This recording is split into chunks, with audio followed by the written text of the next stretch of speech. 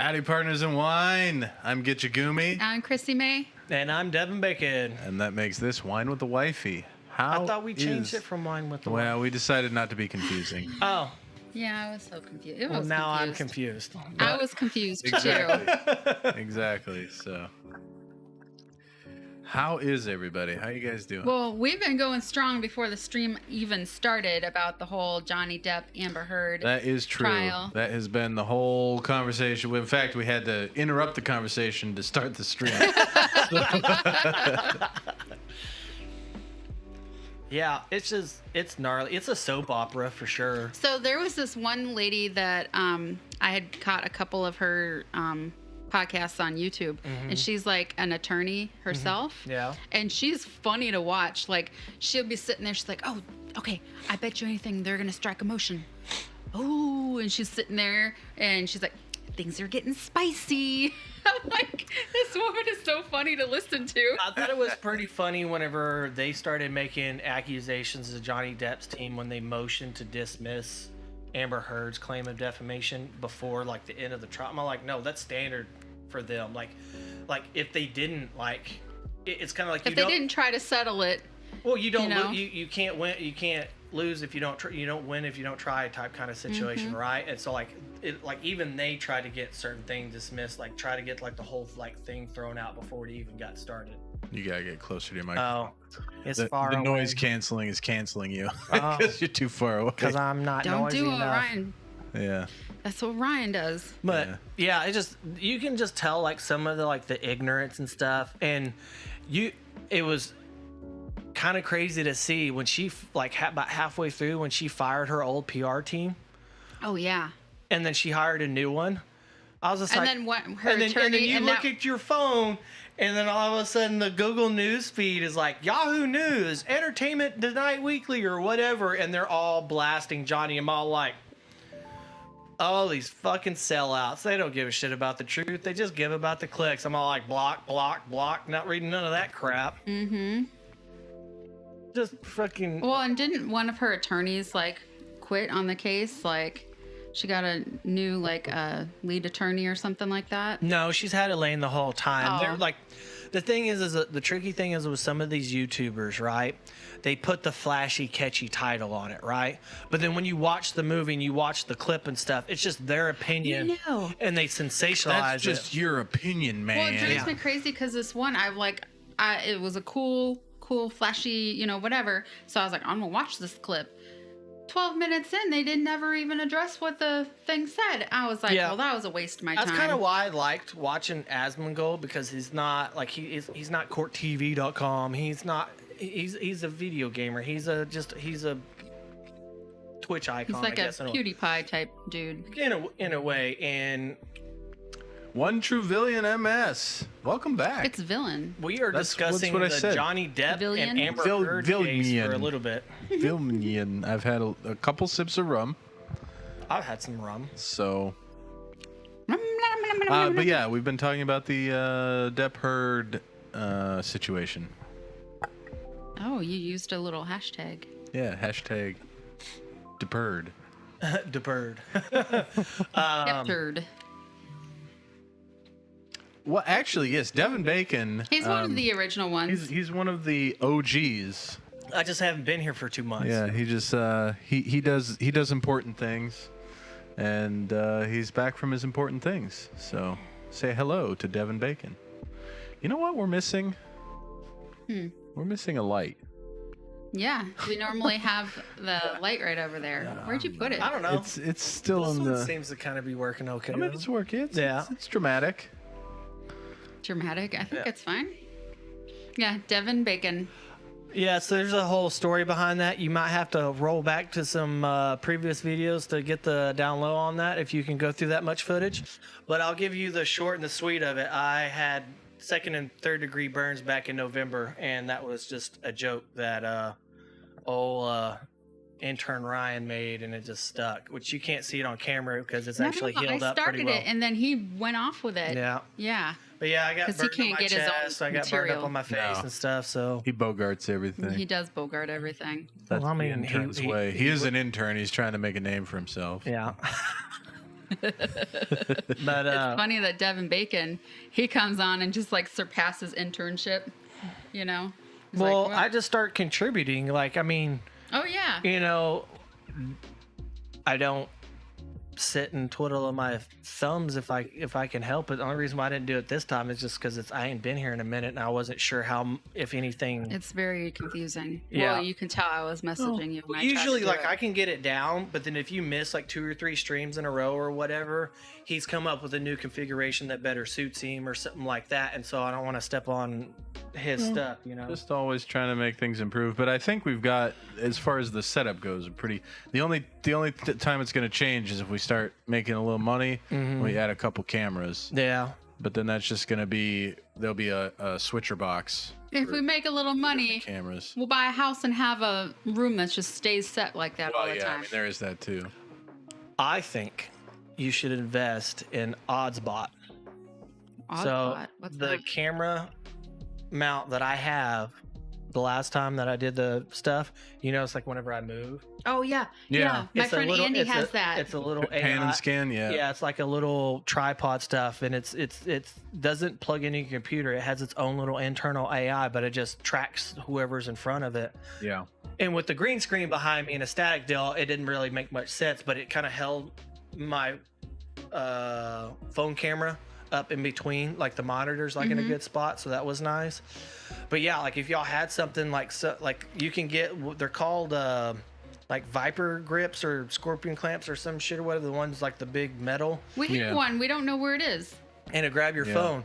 Yeah. Then you put OBS camera app, which that's Android. You can do it differently for we have the Elgato app. But, yeah. okay. But with the new phone cameras and stuff, they're hitting 1080p or better. Yeah. So like you do that, and then you do your OBS Ninja. You could even do that as well.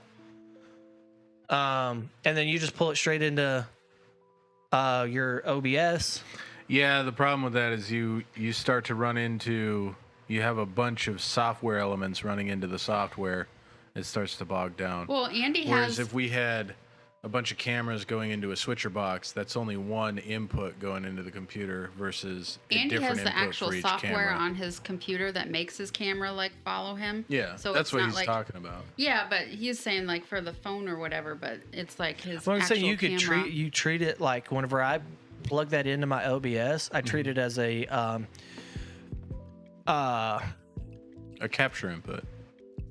you could do it 2 different ways. You could do the capture input, but then you can also do it as a like a browser input, as a browser source. Right. Well, yeah, depending on what. you could pull OBS, thing you're using. you know, Video Ninja or whatever up as a browser source and do it that way, or if it's all hooked up to the same Wi-Fi, you can pull it in as a NDI. Camera source. Yeah, but when you get, I mean, you look at this list of sources here, it's already pretty sizable. No, And I got you. We get the encoding overload messages pretty often, just doing just a camera. So you start adding more sources like that. and No, the but it encoding would be the becomes a same thing problem. though if you had individual cameras with HDMI inputs too, though. But it would be one input. It would be the switcher box as the input. Oh, all and the you cameras would go just, to the switcher tab box, yeah. whatever. Oh, Yeah. I was sitting there thinking you could do it like the old Brady Bunch or whatever, you know, where you just like have He talked about that. like yeah. 3 people, you know, and then like we can still look at each other, but then you just have that like that kind of camera and stuff or whatever. there- and then yeah. and then you put that across the top, and then you would have like your comment box or whatever beneath that. Yeah, that's exactly kind of what he I don't wants know someday. What's going on with the browser sources here? They're not doing anything. I don't know what you're waiting for. Well, his comments and stuff, whenever he pops, it's supposed to pop across the. Well, the comments will pop up. Like I can put chat here, and it'll pop up just like that. Okay. But I'm talking about normally down here, it's got like the latest subscriber, the latest, whatever, blah blah blah. You probably don't have that on your scene. Scroll up on your sources. But it's a nested source. The camera, well, actually it's not right now, so I can take a look here.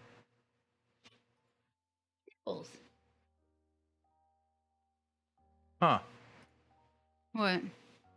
It's not a browser source for some reason. That's weird.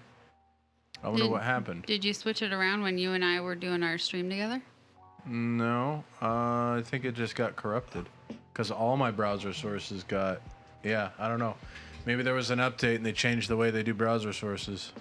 See, that's a weird thing about OBS. Like, I tried to save like profiles and stuff like that, but then when you try to like re-ingest it or whatever, reset it, it doesn't.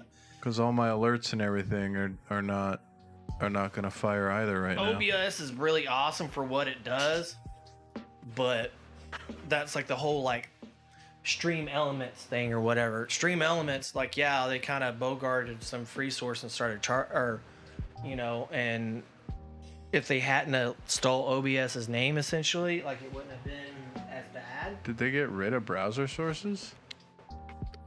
But they did have like some better features. It was more stable, quite a bit more stable. So. Well, it's still around. Yeah. Huh. There's no more browser sources. Are they doing an update? I guess. I Maybe don't know it's why just they would have got media rid sourced. of browser sources, though. It's like a huge thing. Well, did they not put it under media source? No, that's like if you have a video. Oh. That's so bizarre. I mean, I can see. Yeah, that's just all videos. Okay. Huh. Weird. Does that mean if I streamed mine wouldn't do it also? I mean, maybe. I mean, I don't know. Because I have the overlay. I might just have to reinstall. Yeah, if they don't have browser sources, your overlay is not going to work. I might just have to reinstall OBS because that is kind of strange that there's no browser sources. Well, I don't think it's going to stop the machine from taping us while we No, talk. I mean we're still live. It's just there's not going to be any follower alerts and there's not going to be any tip alerts and like all that stuff's not going to work. You'll have to Go have into your settings. back thing on. Advanced. Scroll to the bottom. And then where it says enable browser source hardware acceleration, Mm-hmm. click that, apply it, and then click it back. Oh, you'd have to restart the whole thing in order for it to take effect. Well, we're already live now, so You should have paid attention early. See if that was popping up or not. I mean, It's always something. Yeah, well, that's the other thing. Why Is don't you 'cause just have your back office open so you can see when people do whatever? do you have OBS set to automatically update? Yeah, I would disable that. Oh, Sniffles is getting on over to your keyboard over there. yeah, but they haven't had an update in a while. Like I don't know why That's this probably would have why happened. they did it now. But I'm saying so it's predictable, like, because if you don't know when they do an update and then you go and re-upload it, then all of a sudden things start changing. Therefore, you can review what the update's going to do Yeah, that's true. before you manually do it. So that way you don't. I just always like understood I that. just always like sliding by the seat of my pants though. Well, I mean that's fair This too. is why we're in I mean, this if you- situation right now. I mean, Makes it fun and it is what interesting. It is, yeah. It's all right. It made for 10 minutes of conversation, I suppose. Boring conversation. That's not. No offense, but it's not boring to me. I could talk about nerdy stuff all the time, but it might be boring to viewers because No, I mean it depends if they're Depends on if they're who. watching a live stream, they might be they be. interested in how it works. So. yeah, that's a possibility. Well, back to the old Amber Turd Yes, yes. situation. I liked watching Asmongold because he's got an unbiased take. Mm-hmm. And so he cracks his jokes and all that other stuff, but he's like not really, for the most part, he hasn't played into the sensationalism to try to get like viewers and stuff. I've only think like the last couple of YouTube titles, which I don't think he's the one who decides on the YouTube titles because his editor, like he just does Twitch, but then his editor's in Australia, so you have that time difference, and then his editor wakes up, watches his Twitch streams, does the clips, chops it up, and then makes the titles, and then puts his name on that stuff, and then they share profit or whatever off of it.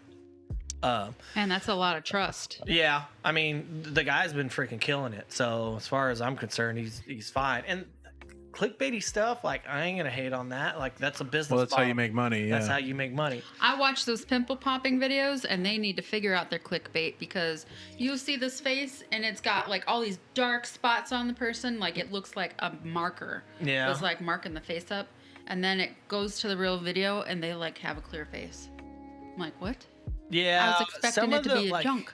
You can tell like where the money grabbers are, where they're not into it, like it's not a career thing for them. It's just like a cash grab, where the thumbnail is somewhat related to what the title says and stuff.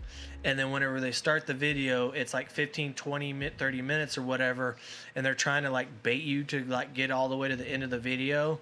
But it's like either whatever's in the thumbnail had absolutely no, it's like putting a hot sexy girl next to a car on there and we're like, hey, we're going to talk about races today, and then that girl never shows up in the entire video. Right. Like it's dumb shit like that. Like, okay, cool, I got it, that's your hustle, you're making a buck, but you're still being disingenuous, and it's like you don't feel satisfied at the end of that movie because it was, or at the end of the video, not that what was in it wasn't mildly interesting, but it was nowhere near as interesting as what you were led to believe, and then you just feel unsatisfied after. You'd be all like, you son of a bitch, fuck you, I ain't watching your shit anymore, block, you know. Unsubscribe. But they know how to work the YouTube algorithm, because that bitch will have 51 million freaking views, and then YouTube will like, even after you've watched it, YouTube will still keep freaking. Yeah. I'm like, oh my god, why do you keep suggesting the same shit I've already seen? Yeah. I want two things out of YouTube. I want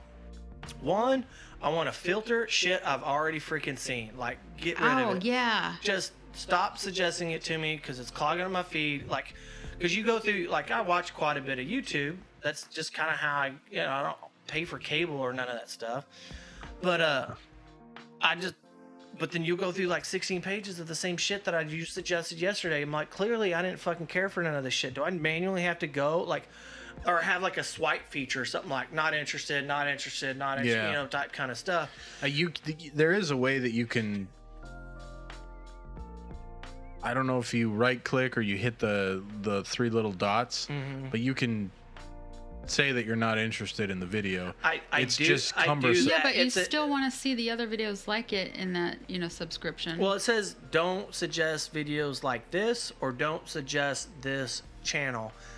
But there's not an option of don't suggest just this video over and over and over again. Like, it doesn't give enough options. I like to watch the Irish Tries channel. Yeah. I want to see all the videos I haven't seen yet, but don't keep suggesting ones I've already seen.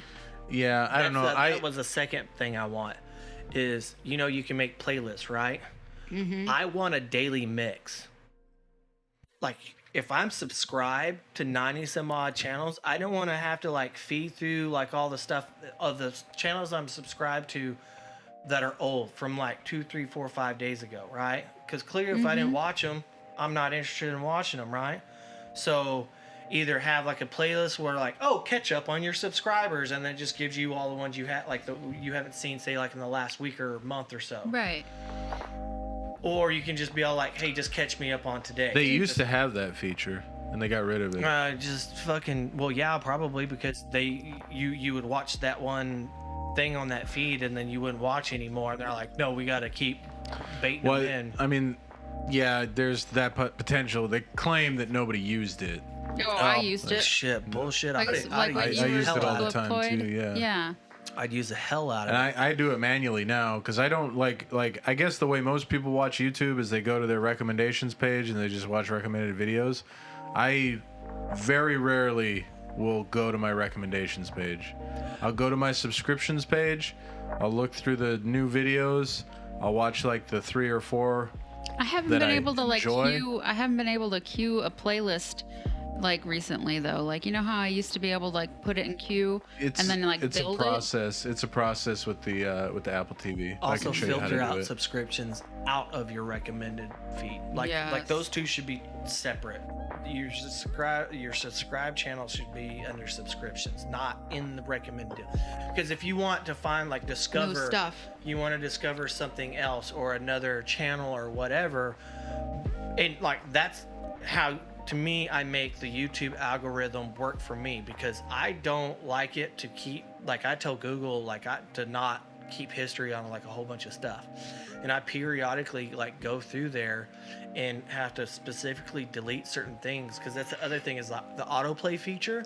It counts against what you're interested in, as if you actually clicked on the video. But like, bitch, I didn't click on the video. It was sitting on the fucking kitchen table and it autoplayed.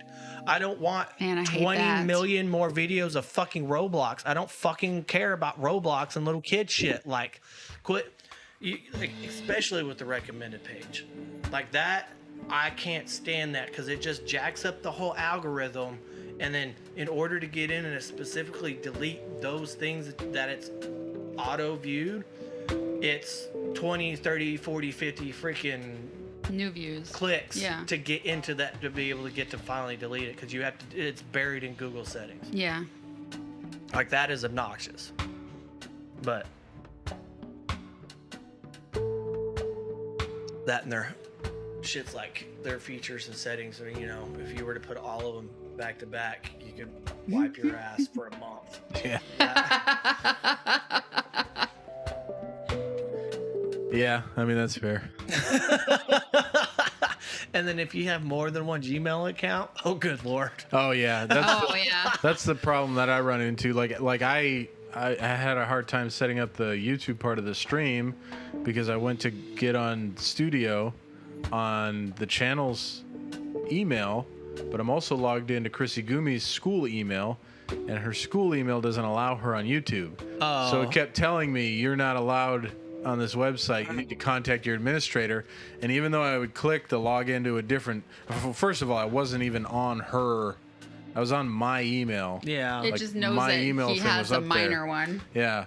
So I was like, log in with a different email, and it would still be like, no, you're not allowed, child. And I'd be child. like, Jesus. come on, I'm trying to get my show going here. But Man. Technology, can't live with it, can't live without it. true.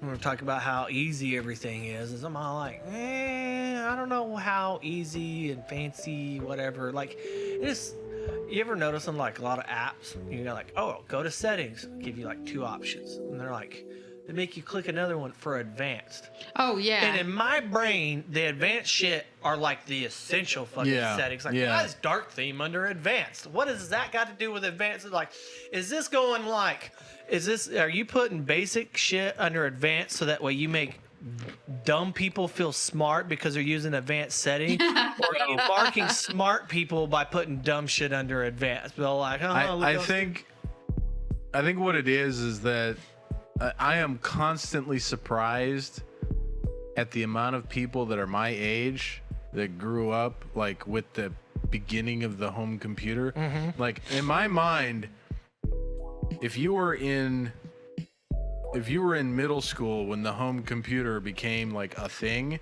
you should be pretty good at computers. Well, okay. Case in point, Graham. So we sit there and we play poker over Discord late at night. Granted, he's probably wasted, but he can never hang up. Like, we're like, all right, Graham, make sure you look for the red button on the Discord and then hang up, okay? He'd sit there forever and he'd be like, I don't know where it is. Where am I? I'm looking at the poker game. Like, blah, blah, blah, blah, blah. And we're like, Graham, go to Discord.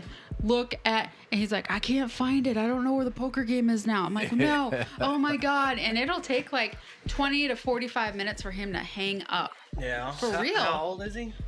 Like Matt's age. Well, he's a little older than me, yeah. But That's the tricky the thing about our generation is either you figure you were into it and you figured it out, or you went through everything somebody's showing you how because you had zero interest in it. So like, my brother knows how to like operate a computer more or less. Same thing with my sister. My sister, like, depending on what application she uses, because she does like photography and stuff. But none of them know the depth that I do. Like, I taught my parents how to use a computer. Like, honestly, I taught my dad too much too fast, because that's how he found out I was watching porn on it. But that's the smartest thing to say. Like, you know, temporary internet files and cookies are a thing, and Daddy's smart enough to figure it out and get your ass. So, I'm gonna see how Devin Bacon makes his drinks here. But it always surprises me how many people my age just don't know anything about computers. And it's like, and so, well, like, his brother is a computer Discord engineer. on my brother's computer, he wouldn't keep up with it. It'd be too confusing for him. Well, the thing that cracks me up is because he doesn't spend that enough time on it. So Graham got his chemical engineering degree, never worked a job with it. He worked at Publix. Yeah. So he's got this fancy degree, never did anything with it. Meanwhile, his brother never graduated high school because he got kicked out for like hacking into the high school's mainframe, and changing grades around and stuff. And so he never finished high school, but he's like made all his money doing like computer engineering and stuff. Yeah. Oh, that's your... It's right here. Computer engineering, or like white hat hacking or red hat hacking, like certain things and stuff like that. That is one field that it's kind of cool. That if you can get into it as young as 4, 5, 6, 7 years old, because as soon as you get a computer in front of your face, you're already learning and teaching yourself, right? And it's just an open book, especially if you're not supervised. Oh yeah, I remember like watching him when we dated. I was like watching this black screen. He's putting all these codes on there and stuff and making games, and I was like, I don't know what he's doing whatsoever. Yeah. Like, you know, if it don't have the floppy disk, I didn't have a clue. Yeah, I grew up on MS-DOS. All the batch files and all that stuff. Like, I still kind of know how to like make those things. Like, I was working with computers before Windows was even a thing, you know. And I could read the book and make it do the thing and make the noise and stuff up until I guess I annoyed the shit out of my sister with it, because all three of us kids shared a room back in those days. And she threw the son of a bitch out. Until I was just like, why did the computer get thrown out? Like, oh, well, your sister said that you never use it. I'm like, I'm literally on the fucking thing every day. Like, I'm still mad. I'm 34. I'm still mad about it. Like, there's a Tandy 1000. That thing back in that day was $1,000. Oh my God, I got thrown out. That's crazy. $1,000. So you can buy a computer that does way more than that shit for the same or less than what that thing was back then. You imagine like it with inflation and all that stuff, like $1,000, and she just chunked the son of a bitch. And I love that daggum thing. It was the most entertaining thing to me in the freaking world. Trying to figure out what it does and how it works, take it apart. Oh, this is RAM, this is a hard drive, this is a motherboard, like all that stuff I was fascinated with. Then we got like a HP Pavilion or something like that, like a Pentium 2. Oh, like one of those Bill Gates ones? Yeah, something like that. And then we got like a Pentium 4 with hyper-threading, the first generation hyper-threading, and, you know, games and stuff. I was buying like the $20 jewel packs that come with like 2, 3, 4 cheap games in it. Wolfenstein 3D. Oh, yeah. I played that on my granddad's computer. That's the first game I ever modded. And I think the only game I ever like actually made a mod for. See, I played that before I knew modding was a thing. When I started playing Unreal Tournament Game of the Year Edition, the 1998, is when I started getting into modding and all that other stuff. Because you could take Unreal Gold, which was supposed to be like their RPG style FPS, like, and you could take those maps and put them in Game of the Year Edition. And what was crazy is like you playing against bots. Well, instead of having to like finish the round, back out, and then go select another map, no, you could play all the maps just by going through the door. So you'd be like, you fight in this area with the bots and all that stuff. Be like, oh, okay, cool. And then you like go through the door, and then you fight the bots on the other side, and you would just go through the whole storyline of the Unreal Gold disc, but by using Game of the Year edition. That's cool. And it just blew my mind. Like, obviously, like, it was essentially like glitching it. Like, it was only entertaining for like a couple times, you know.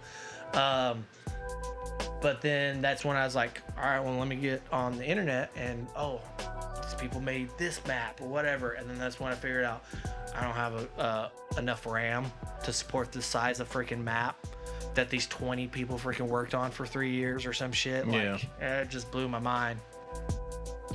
I think the next game that I actually got that you could mod was like Skyrim. Well, that's a big gap. Well, the thing is so I took the old, like, my parents upgraded to Windows XP, and it was like a cheap in Windows XP Microsoft Word check email dumb thing. Yeah. They're like, hey, this is ours. Y'all can have the old one and play your games and all that stuff instead of like all 5 of us sharing the same computer. And then my siblings were never on it. They lost interest in it. My brother was chasing girls. My sister was like getting ready to move out and do college and all that stuff. So I was just like, well, all right, fine. It's mine now. And then I started,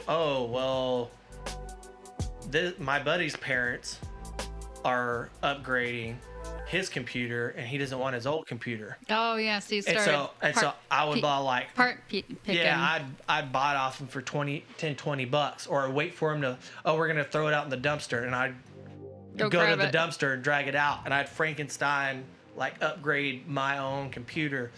So I was running Windows 98 like all the way pretty much halfway through Windows XP's life cycle, and it ran smoother than my parents' Windows XP. My dad's like, how do you get that thing to run that daggone smooth? It's like, well, it's like your car and your truck, Dad. You gotta rotate the tires, change the oil, like all that stuff. You have to keep up with it. Like, it's not, none of that stuff was automated back in the day. You didn't have virus scanners that came pre-installed. And viruses weren't as big of a deal back then either, though. It depends on how you navigated the internet. Because I can tell you, like, with dial-up, it was almost kind of manageable because there's only so much you could get in. But the moment you got like the 256K or kilobyte, whatever, you upgraded that and then got like cable or DSL, and then started downloading on LimeWire, then you had LimeWire. But by the time LimeWire was a thing, you also had Norton and McAfee hitting the scene. Well, yeah, but I never kept my Norton up. Norton was still annoying back then with all the constant pop-ups and all that bullshit. Norton is Norton's malware in and of itself. Yeah. Well, I was my own antivirus. Like, I taught myself how to track down stuff, how to sniff it out, figure out what is doing this, check in through like Windows services, like all the processes and stuff. Be like, hey, I don't recognize this. Like, I reached like, what does this do? This do, this do, this do? And I had like a running list of like, okay, cool. On a fresh install, this is the services that are supposed to run. So anytime I noticed like a slowdown or anything like that, I would go in and I would check. Oh, well, this is extra. What does this do? Yeah. Oh, it's because I installed this thing yesterday. Okay, cool. That makes sense. Or, I was on some nefarious website because I'm trying to get this modded map for this game or whatever, and an ad popped up. I got e-bombed with bestiality and titties and stuff all over the place. And it had a hard reset the computer, but it snuck something in. I'm like, and then you go down the rabbit hole of all the directories, the hidden folders, the encryption, decryption. Like, I don't know. It was like a whole extra job. Like, you get done at school, and I was like, I would be sweating in the freaking room just if I got attacked with one of those things. It was more fun than playing the actual video game sometimes. But now that whole world is like changed. Now, when I went to college, I did a couple of CCNA courses, so I got into like Cisco networking, started learning about like IPv6, IPv4. DNS, masking, gateways, like all the IP stuff. Then I want to say like a year or two ago, I started building my own homemade router, working with PFSense and making like cascading VPN servers and I don't know. I just like experimenting with it. Like if it's got a checkbox on it, I'm gonna click it and see what the hell it does. Oh, I broke it. All right, well, cool. Well, then clearly I don't understand how that works. But I don't know. I just taught myself on all that as much as I could. I can't do that. I'd probably wreck my computer. I mean, there's times when I'm like, why is Elgato not coming up for me? I gotta restart it to find Elgato. Well, computers have like gotten. That's the cool thing that was about like with Windows 95 and 98 is nothing moved. It was always installed in the same exact place. The settings were all the same.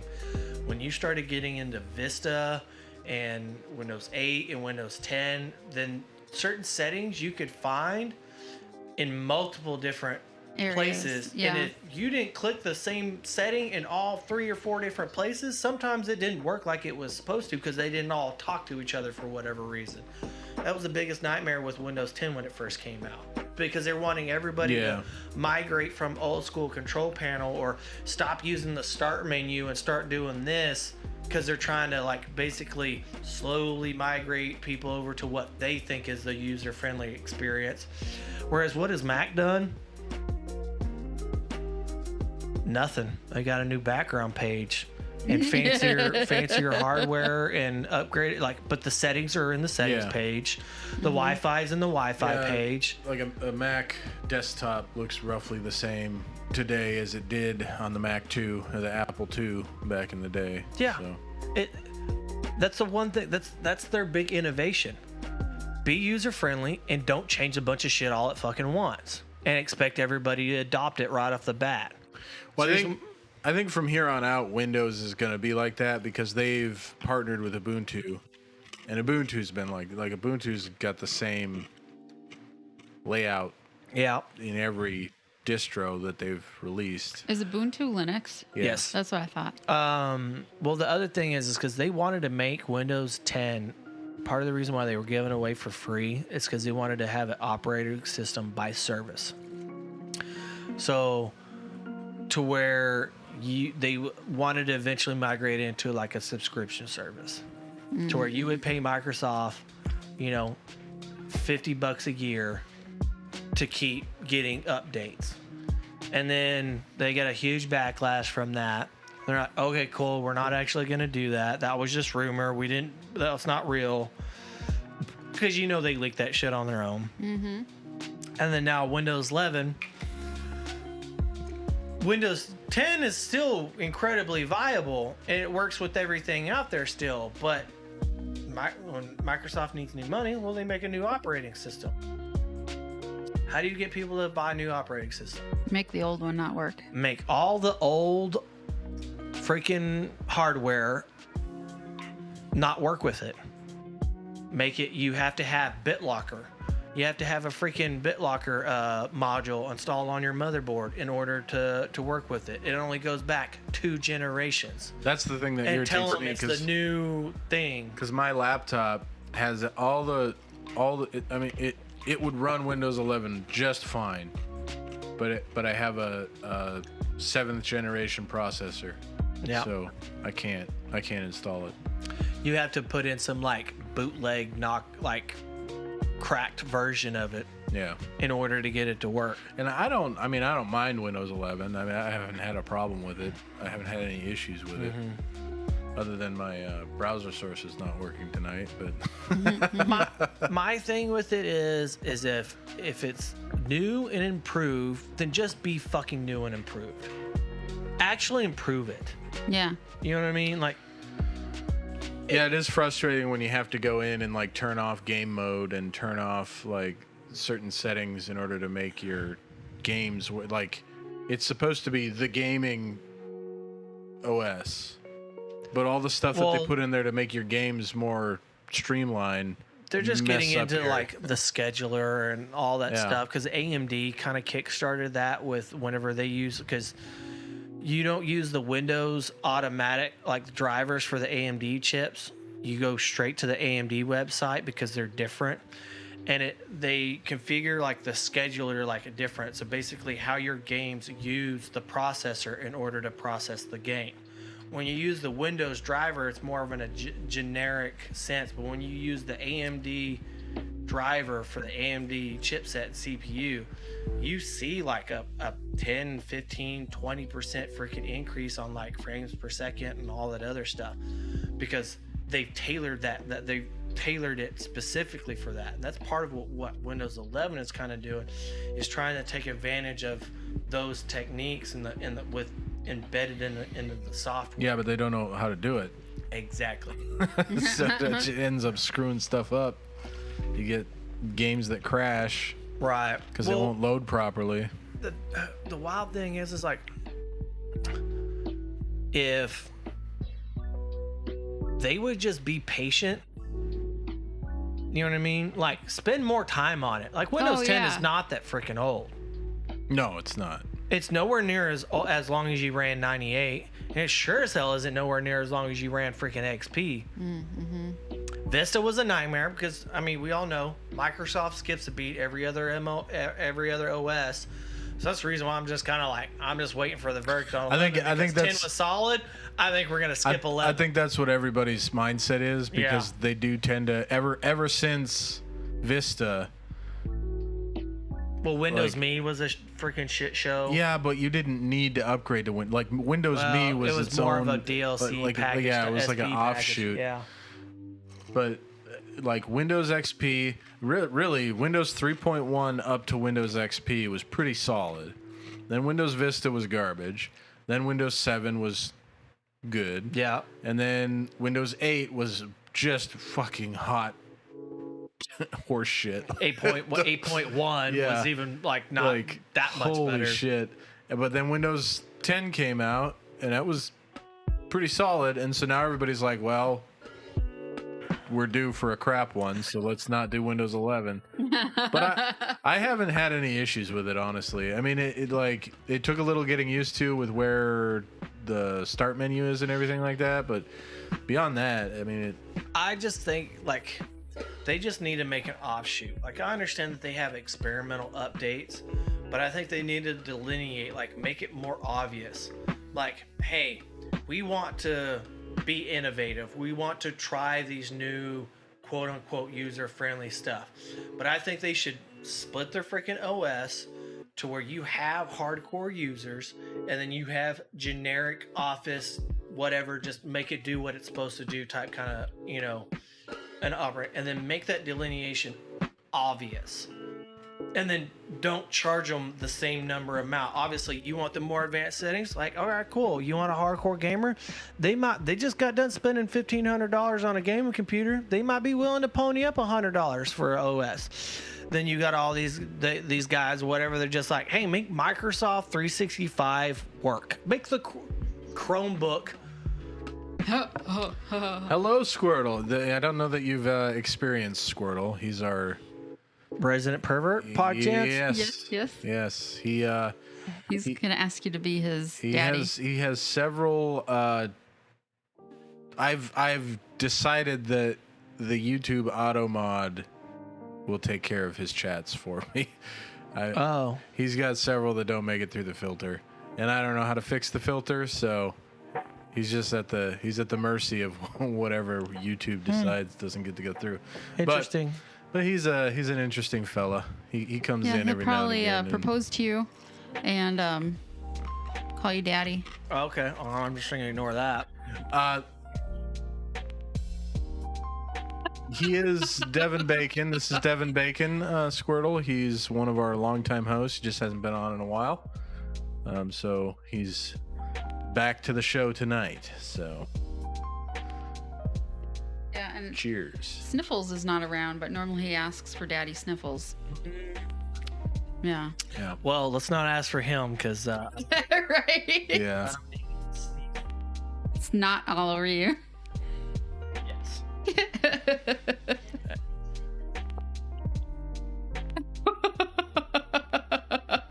Devin Bacon? Massive Bacon? Like I said, I'm just going to ignore that. So what's really funny is we have this one guy that comes on. I mean, he might not come on tonight because we weren't on last weekend. But our 17-year-old in Kentucky, Yes. So we're sitting there talking to him about girl problems and stuff like that, and all of a sudden Squirtle comes on and starts like coming on to Really Sir confuse Yeager. the shit out of me even more. And poor Yeager, he's just like, oh, I'm 17. You can't do this. And so we were like, yeah, don't be doing all crazy on him. That's better than our favorite 14-year-old Yes. manic depressive with bipolar something, whatever. Borderline personality or something. Oh, Jesus. She was nice for the most part, and I felt like even the crap shit she said, she didn't really mean it. She was, was just like The issue, she was yeah, like looking for a reaction. her Yeah. issue was she was 15. She's trying to be edgy, trying to be edgy, and then and then I imagine this some fat dude with dominatrix on top outfit of it, in a beanbag chair. With like one of those masks. She tried, like, she had this idea in her head that she had to make the show entertaining. Yeah, She like put a lot of as if stress on everybody herself. came to see her. Yeah. I think So she it's like- finally got the clue because I have not seen her for. She hasn't. Well, she pops in randomly every now and again, Yeah. but it's not like she'll come in for a couple seconds, realize that we're not really paying a lot of attention to her, and then she'll jet out. Yeah, I don't talk don't like know. that. No But, thanks. I don't know you. But yeah, she'd always be like, "Sorry, I'm not being entertaining tonight." Blah blah blah, and I'd be like, Just be "It's normal. not your show. You don't like, have to be entertaining. It's my job to be entertaining. I'm sorry, I'm not entertaining because She could be entertaining. She This could is- contribute to the show by being a normal fucking individual. But well, yeah, but like." She's not the one that's trying to make the show happen. You know what I'm saying? Like my biggest stress is the fact that intern Ryan doesn't give a shit about being any sort of like brand friendly content whatsoever. Well, So- that and the fact that she's as young as she is. Yeah. So certain comments taken out of context or in context, because whatever, that's that tricky thing. Nope. I kind of wish that you could just like hit a button and it goes like, oh, this person's been identified as underage. Let's notify their parents. Like, what the fuck are you saying right now? Right. I don't know. Like, Man, that'd be nice to have because, you know, with Chrissy Gumi, we need to be like white on rice with her. Like, yeah. she's squirrely. She knows the ins and outs to like hide everything from us. And it's crazy. Well, she thinks she does. We always figure it out. Well, but the fact that she's That's done it why and then we found so- out afterwards. That's the other driving part of me being into technology and networking as much as I am. Because guess what? If any of my kids are using my freaking internet, I'm gonna know every little damn thing they're doing, and there's they ain't gonna even know. Do what you do, Squirtle. Ain't gonna have any idea. Like, how do you know that? Well, like, well, I don't know. I was around when the internet was invented. Like, Yeah. I mean, that's what I always tell her. She 'cause thinks that we're so yeah, stupid, though. She thinks we can't figure this stuff out, and it's Yeah. like, kid. Hey, Gandalf. hey! Gandalf, welcome. Oh, Jesus. He's pooping. He likes to talk about pooping a lot. I think he thinks it would make us uncomfortable, but I don't know that he realizes the amount of poop talk that we conduct on this. Yeah. Have you missed out on that, Gandalf? Have you not met He's a extra. resident Squirtle there, Yeah. Gandalf? He's Gandalf is very tall, Squirtle. he's a very a tall. power bottom dom, you know, like whips and lashes, and will try to wife you up or daddy you up in his vernacular. Mm-hmm.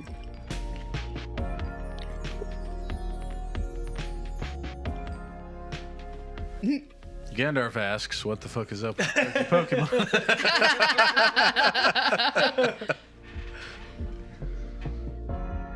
Nope. I didn't want to put that up there. Hey, at but least I there it took the is heat now. off me. All right, I'm gonna go burn. All right. Y'all have fun with The Squirtle in my face. Squirtle. All over your face. Yeah. Yeah. I don't know what's happening.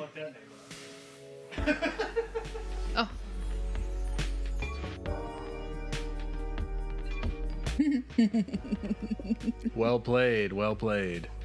What do you think you're doing there, Barley? I want to go outside with Devin Bacon.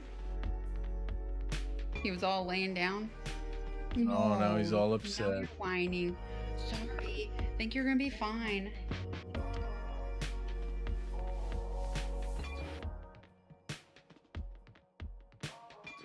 Kendrick Lamar. Is that the basketball player? I think it's the rapper that had like that disaster at one of his shows. No. I think that's somebody else. Oh, Travis Scott. that's Travis Scott. Yeah.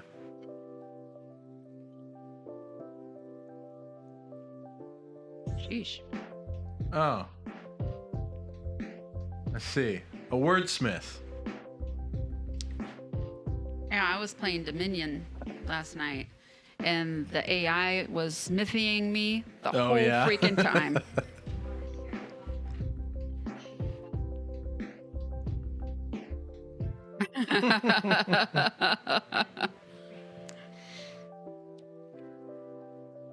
I know. Is he the one that has that that song that's like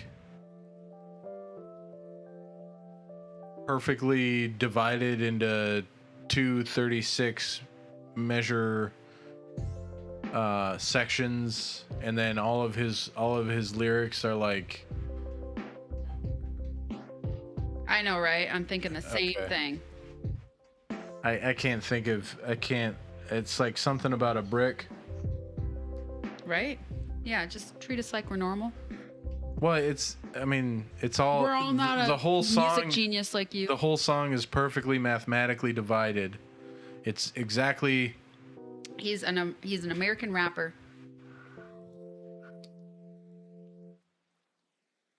He's coming to Charlotte. You know who else is coming to Charlotte?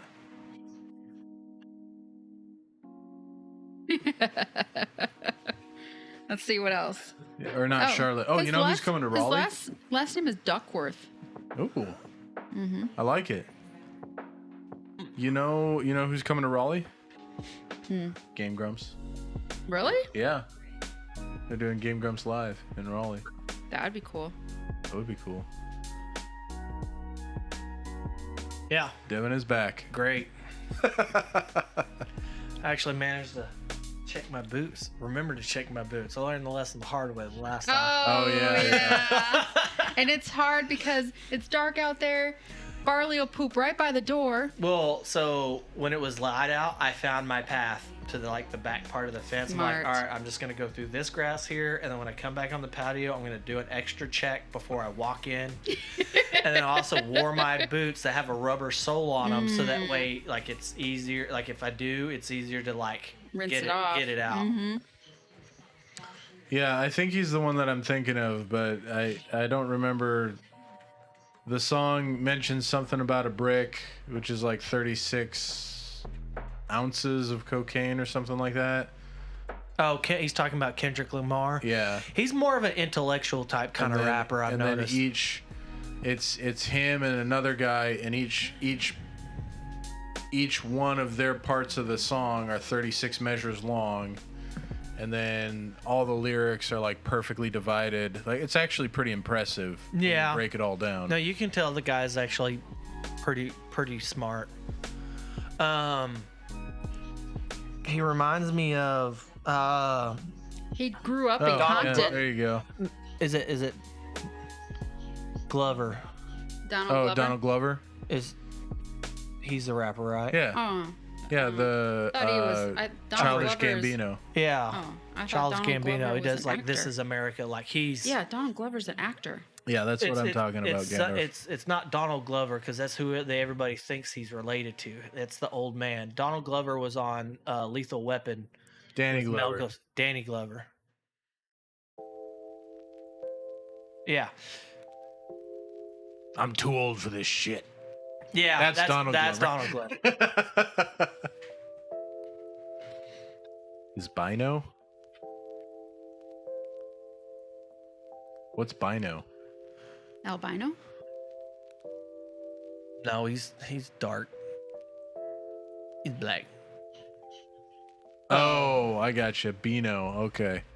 Gotcha. Yeah, no, he's good. I like his music. Like Kendrick that- Lamar is pretty good too. I like him. This Is America song was pretty. Oh, that thing. It was super popular. Yeah. It was pretty good.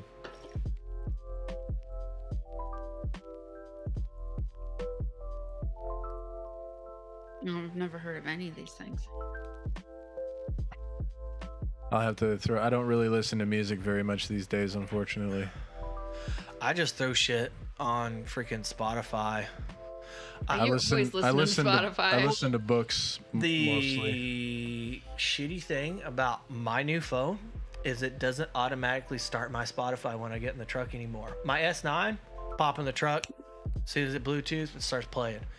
I have yet to be able to figure out. Like, I have to manually go in and fucking start the application now. And I've tried. Like, I've looked for the top. Like, I've gone into Spotify. It says automatically do when it hooks up to audio. Like, for whatever reason, it won't do it. And I don't think it's Spotify's fault. I think it's the fucking Android. I think it's Google's shit. Because it did it before, but then as soon as I upgraded up to the S21, it quit doing it. Now I have to manually open the shit. Speaking of the S21, Mm-hmm. my mom really wanted an S21. So I bought her an S21, Yeah. and she's not using it. She's gone back to Yeah. her In fact, broken she's iPhone. she's created this narrative that we forced the S21 on her, as if we give a shit what phone she works, what phone she uses. It sounds like my fucking grandparents back in the day. They got iPhones.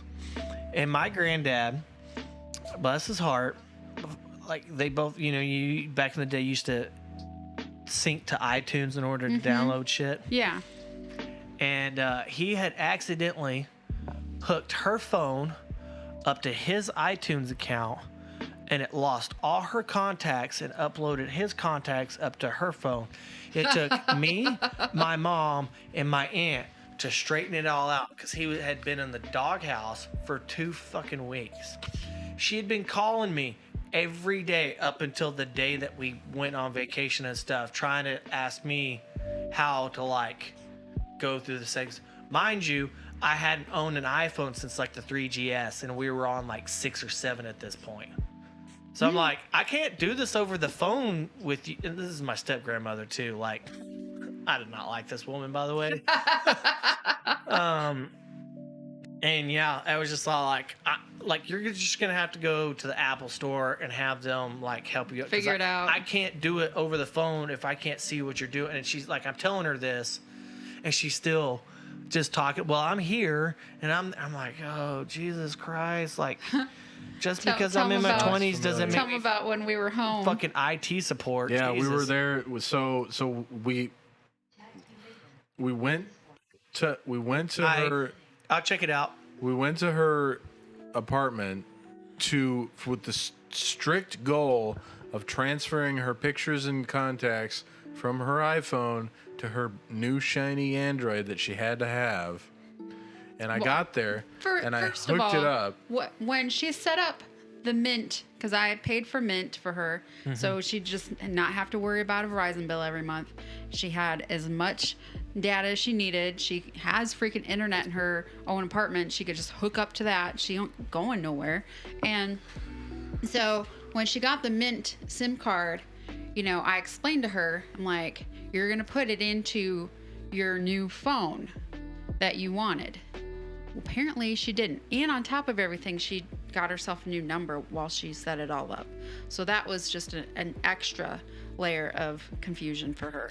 And so we get there thinking, okay, she said she's got this guy named Cord that is really into computers and understands all this stuff. He's going to help her out, help her set it up and everything.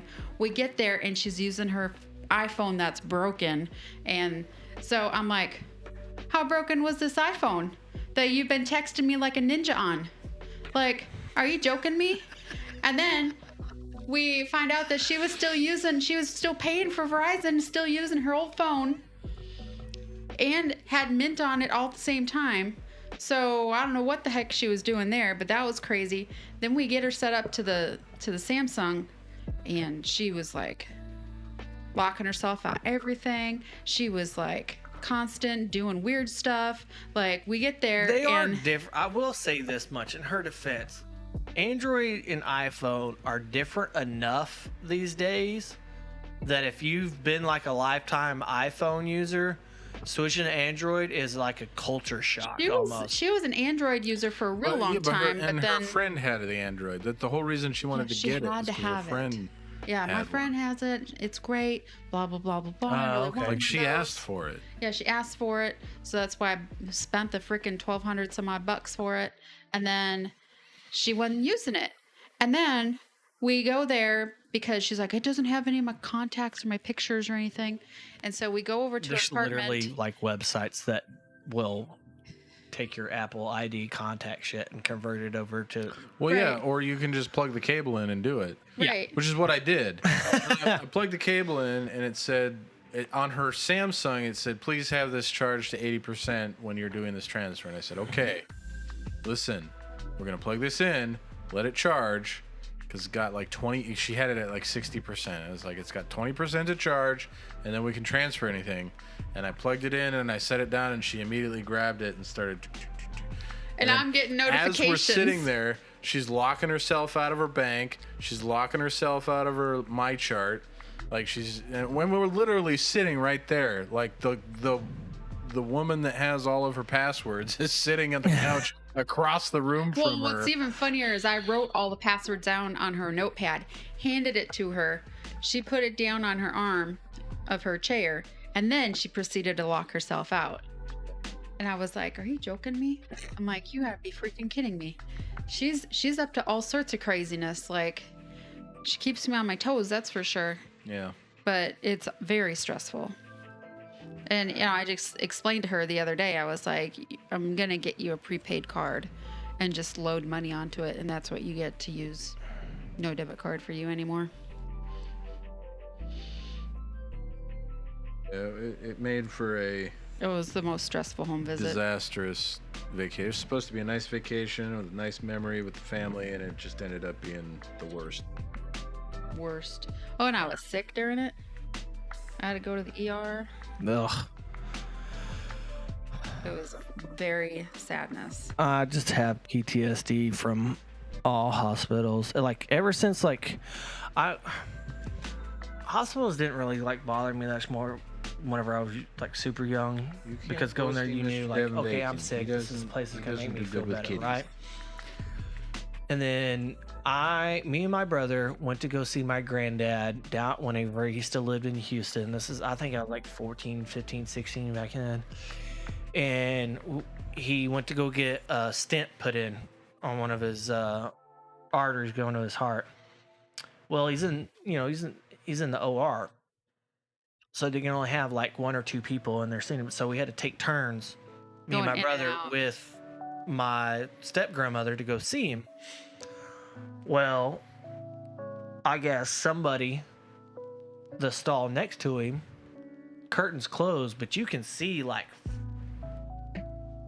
10 sets of feet What? under this curtain. Like you could tell the room is packed with people. And I'm like, why the hell does this son of a bitch get all these freaking people? And then you can hear like shrieks of pain. Ooh. Like 12, 13, 14 years old, and you've never experienced that before. Like after that, like just the smell, because hospital They have clean the smell. smell, Yes. yes. Like it does. It's not nasty or anything, but just that level of clean. It just was triggering for me for the longest time. So I hated going to like hospitals like for anything. And then now even more so, I'm gonna get burned.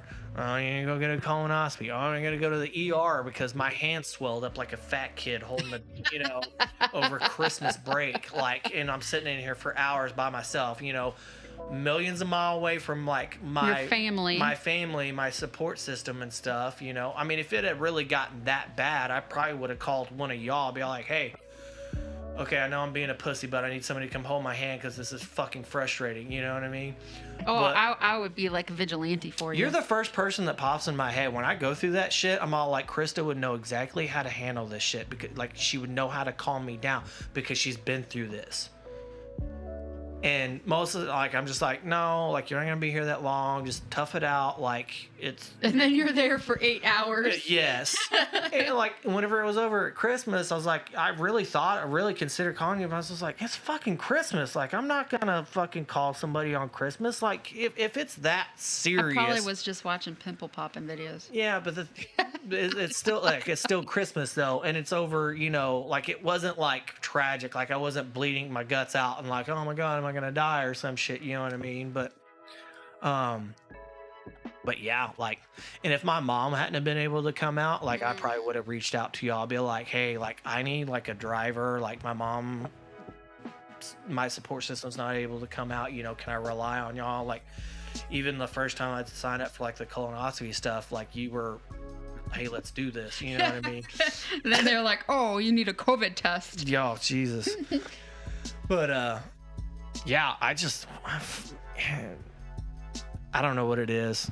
Anytime like something happens and I have to go to the fucking hospital, I'm like, oh my god, this is gonna turn into like 6 more fucking appointments. Yeah, that's why And, I like- don't like going to the hospital. Like, when I was super sick, well, I mean, it turned out I had COVID, but like, I had that horrible pain going on, and they were like, oh, you got these like lymph nodes going on. You know, the doctor was like all freaking out about stuff at the ER, and then I started running like a major fever, like 105 fever. Oh shit. Like 105.7, and then it went down a little bit to like 104.1, but it was like that for a couple days. Mm-hmm. And like, I felt like sicker than a dog. I was so tired. My abdomen hurt real bad.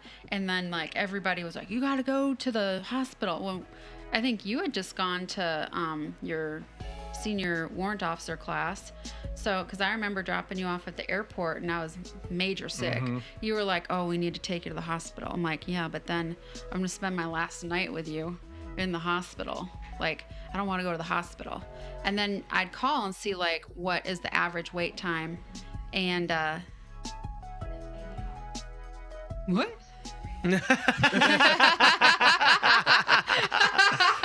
That's funny. I was like, what? I'm like, not hot-blooded. 60s. 103. Yeah. So I would check and see like, how long the wait is, and everybody would be all pissed off at me. I'm like, you guys don't understand, when you go to the ER, you're there forever.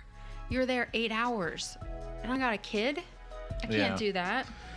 Yeah, a lot of people. Universal health care is going to really solve all that's the thing. problems. That's like, you might as well add an annex onto that emergency room waiting. That's deal why I and don't- a 12-hour fucking wait, because Jesus. that's why I don't. And a TV. That's why I don't get on her case either, because it's like, yeah, I want her to get taken care of, but I also know that, like, I went there with a cracked rib and I sat in the waiting room for an hour before anybody even looked at me.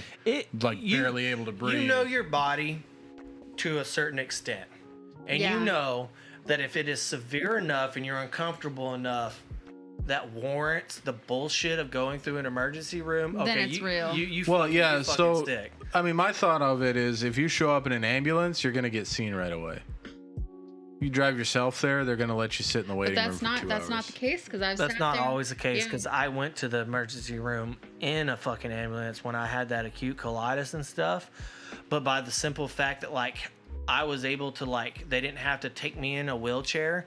The paramedics, like, kind of held on to me, but, like, walked me in there, and they still had me fucking sit down. During that same fucking visit, 3 hours into my wait, after telling 6 different nurses what my symptoms were, waiting for a fucking bed, when I got in there, 5 were empty and only one other person was in there.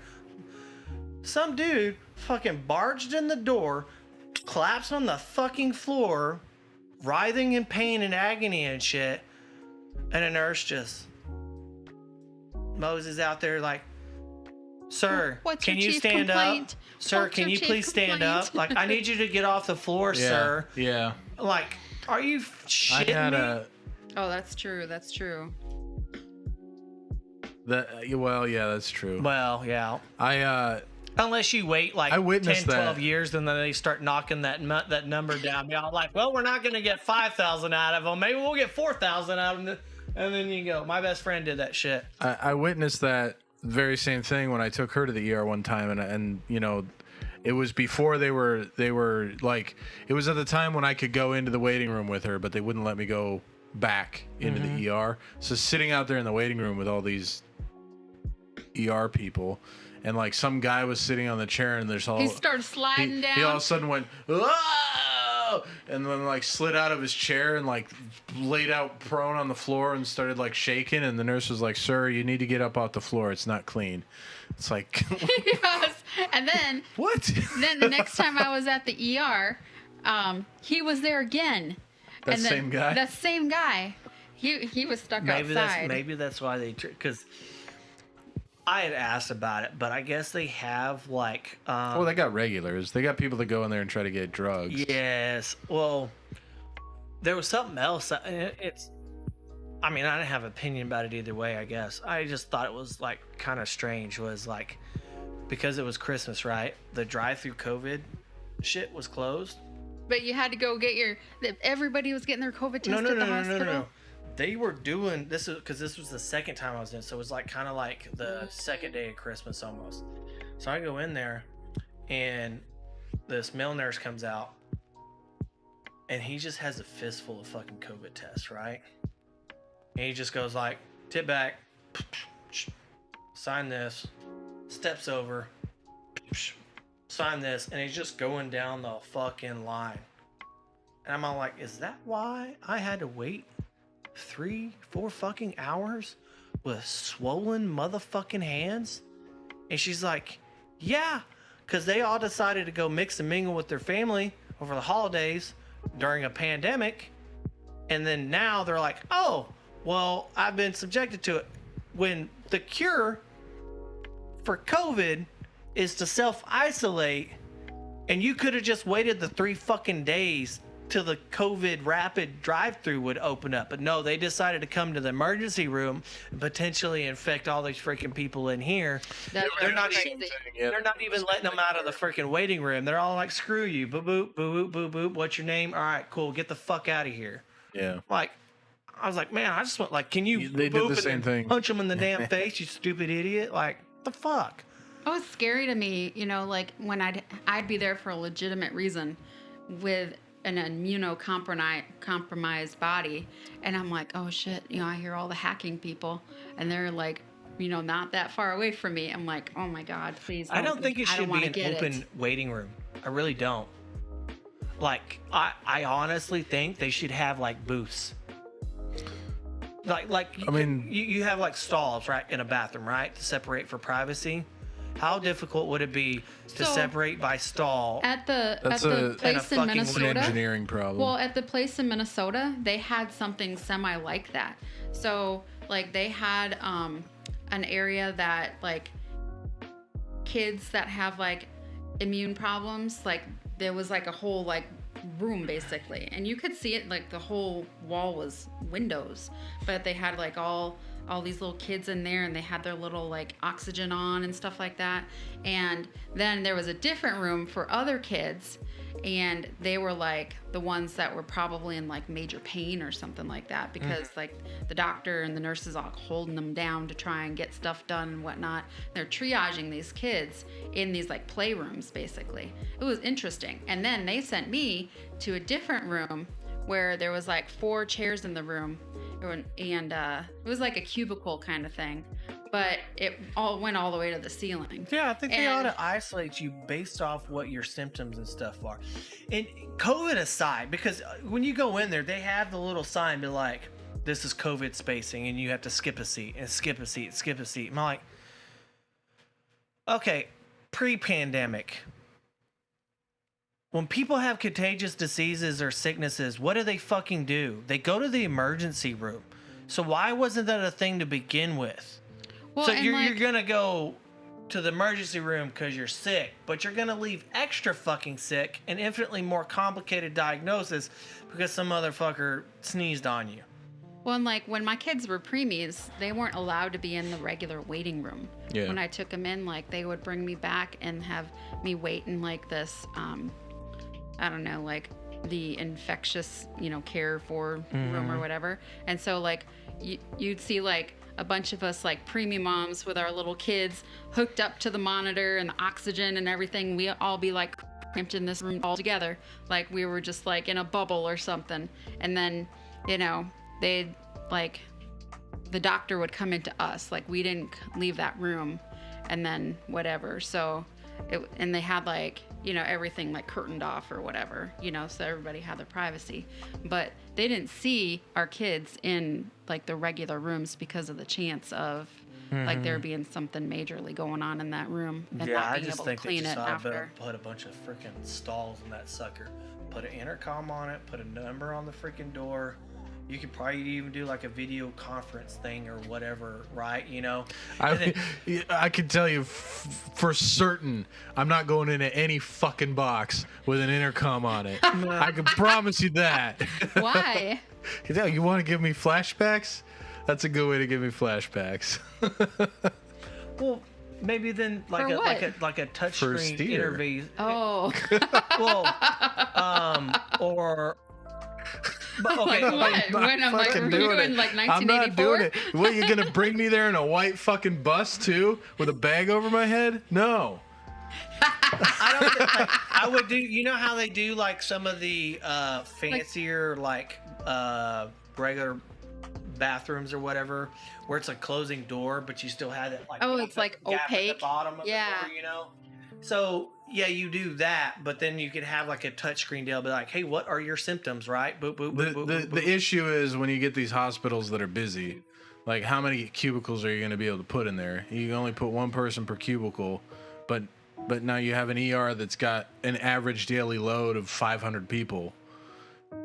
Like you can't make 500 cubicles out of that space. Well, yeah, but you could make like a cubicle according to like symptom or treat, like basically triage people to each. That's what I'm saying. Like it doesn't necessarily have to be like a singular type thing, but like. Because that's what they did with me at that Minnesota one thing hospital. That I think and that hospital was built that way, with that in mind, though. I think one thing could streamline the whole fucking process, and not all hospitals are created equal. I will say that much. Not all emergency rooms are the same, but I know going in the one that we go into on Bragg, you go in, you tell the person at the little freaking stand your symptoms. You're like, hey, my hand's fat. I don't know why. Can we fix it? Okay, cool. Go over here, sit down. Like, he takes your info, right? Mm-hmm. Then he walks you over to this other nurse. Tell her what's going on with you. And I'm all like, hey, hand's fat. Blah, blah, blah, blah, blah, blah, blah, blah, blah, blah, blah. Okay, cool. What is your info? And you're like, blah, blah, blah, blah, blah, blah, blah, blah, blah, blah, blah, blah. Okay, cool. All right, go have a seat. Wait 30 minutes. Get called into a side office. Yeah, to another fucking nurse. Triage. And she asks you, what is going on with you? My hand, blah, blah, blah, blah, blah, blah. I'm all like, this is number fucking 3. How many fucking assholes are you there? Does nobody write this shit down on a clipboard? It drives me crazy too, because you go do your physical every year. Yeah. And it's like, no, this answering is the same like fucking reminiscent of when I went to that psychiatrist in Alabama. Oh. Did you hear about that? Oh, that guy. Okay, so I finally started dealing with my PTSD while we were at flight school because I hadn't for my entire life, and I was having major problems. And so, because like I had to do a sharp complaint, and it was like a whole thing, and it turned out that the guy that had was the predator on me was one of his SEER instructors. Oh shit. Yeah, he was our neighbor. We didn't know that he was SEER because he said he was range control. So, and I always had a bad feeling about him.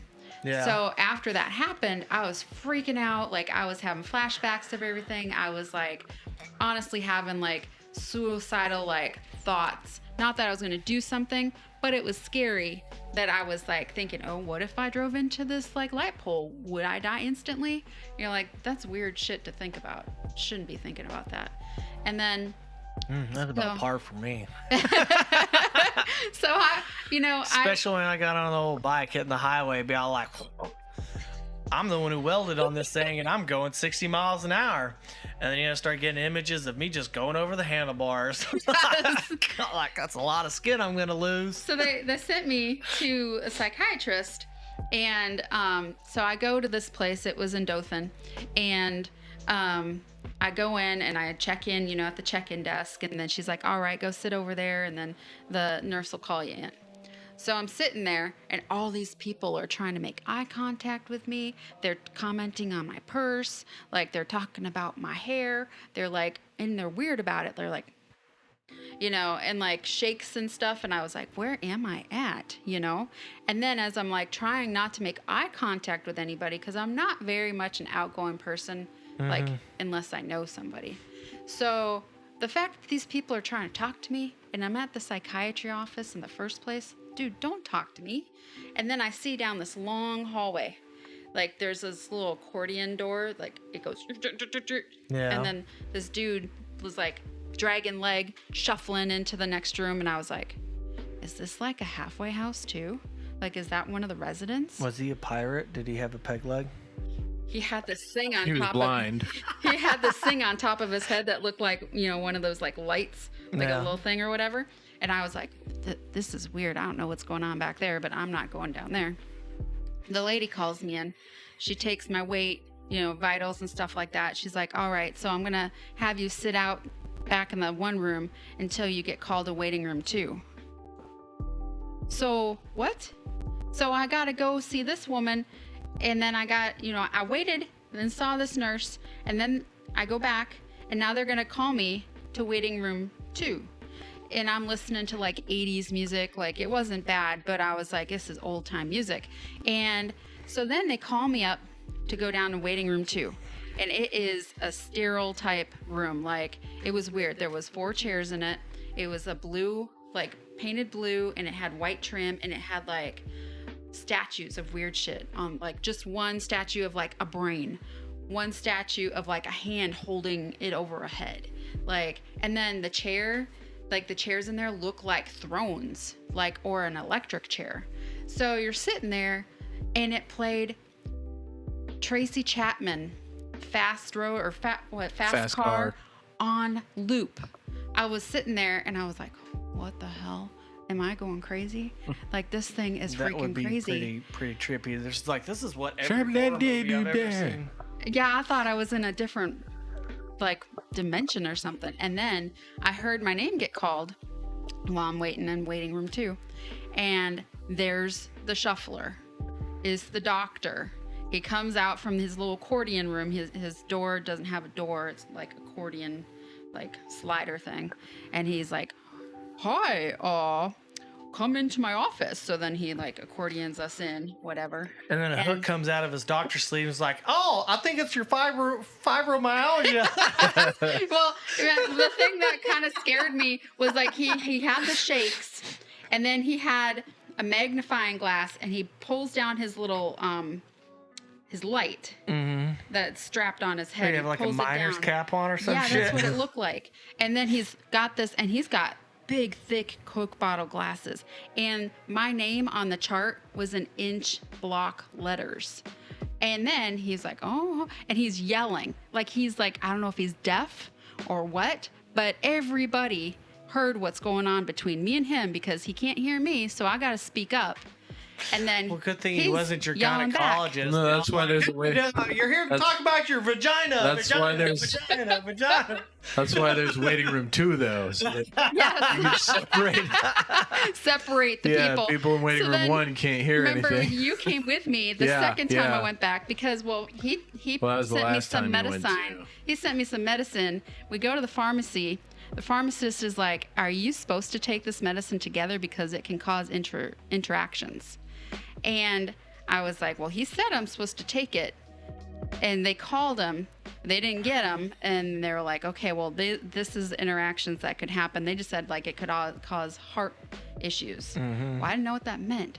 So I'd take this medicine and it would be like a light show. I'd go to sleep and it would be like a light show. She would go to bed and be like, if I don't wake up in the morning, I just try to calm down, and my heart was like do, and then I would feel like I was sweating during it, and I was just like jittery. And then I go back to the pharmacist the next time and like get another medicine that's interacting, and I was like, oh, thank God I got off that one stuff, because like I told them what was going on. She's like, that's that stuff that we tell you if this happens you go to the ER. I'm like, well, maybe explain what that stuff is supposed to feel like so I know to be looking for it, you know? Yeah. So then I go back to the dude the last time. I bring Gitch with me, and he sees what's happening. And now in the hospital, they had changed my medicine around, and it worked a lot better. But this dude had never heard of some of the medicine they put me on. He calls the pharmacy. Like, I have this medicine that's supposed to help. Like some of that fringe science, like prevent doctor nightmares. worked in a basement for like in a psychiatric ward for 50 years. Yes. Like creepy Stephen King he's like shit. looking in his book from 1970s. He's like, I've never heard of this, for use for, I'm going to call the pharmacy. And they're like, yes, this is routinely prescribed for people that have PTSD nightmares. Huh. Well, I've never used that before, so, we're not going to use that. That's when I was like, I'm seeing a different psychiatrist, because this guy's scary. Yeah. Yeah, I think PTSD is probably one of those, if I were to ever have it, especially with being military, that's the only time I think I would ever seek out like a veteran doctor or a military doctor, because it is more prevalent in the veteran community and the military community, and I feel like... What's a specific kind of trauma? Right. Yeah, battle trauma is different than... because you can get PTSD with anything. I mean, you can get PTSD if somebody slams the door too loud by you. Or you can get it from just having an operation. Yeah. Like, a lot of people have hospital PTSD. But combat... I didn't understand combat that. trauma is a very specific kind of trauma. So, yeah, it would be beneficial to be with somebody and that's the nice familiar thing that with the it. guy that I have now is he's been working in the field for like ages, and he works with a lot of military. He works with a lot of like abused children. Like, he's seen it all. He is very knowledgeable, so he kind of calms me down a lot of the time when I'm just like freaking out about something, dealing with my sister or my mom or whatever, and he's like, now you need to kick those people out of your sandbox, don't let them take your toys. And he's super funny.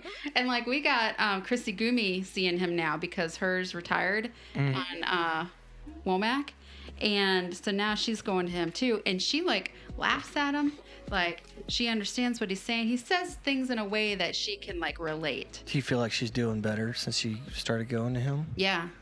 She's doing better since the termination of parental rights. Do you think that was just kind of like a dark cloud hanging Yeah. over? Well, she even said that she didn't realize how much it was like stressing her out. Yeah, like literally 3 days after it happened, she was like, you know what's crazy?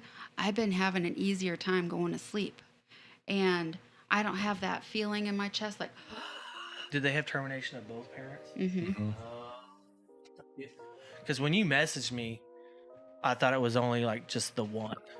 Yeah, so... It was both. Both of them. Both? Yeah, we got the order right over there. That's awesome. So Yeah, and it was really cool, like, how it happened and everything. Because, I mean, for one thing, we had that guardian ad litem, and we thought she was against us. And, like, then she, like, met us, like, multiple times. And every time that she'd call me, it was, like, the Inquisition. Yeah, she was very you know? combative, but it's And- her job. She's trying to, like, seek out inconsistencies and stuff like that. But it made me, like, on edge because we had that bad experience in Washington with that Yeah. commissioner.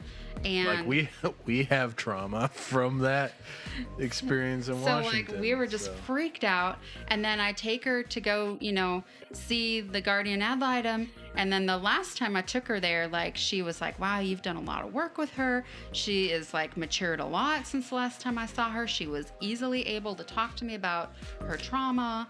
Like, I was like, oh, she's like, we had a good talk back there. And I was like, the this is a nice lady. I'm like, when did she become nice? And then she chatted about her husbands in the military and, you know, blah, blah, blah. So I understand how you guys are, blah, blah, blah, whatever. She like small talked me and I was like shocked about it. So then we get to court and like we'd been like delayed numerous times. So we didn't know like really what was up on anything. We didn't know if like this is going to be continued during the thing or like what. So she shows up and blindsides us. We're like, oh shit, it's the guardian ad litem. And she's all smiley and everything. She's like, yeah, she's like, I'm just gonna drop off my paperwork and, you know, hopefully, I might not have to sit in there. But then she decided she would in case they called her as a witness.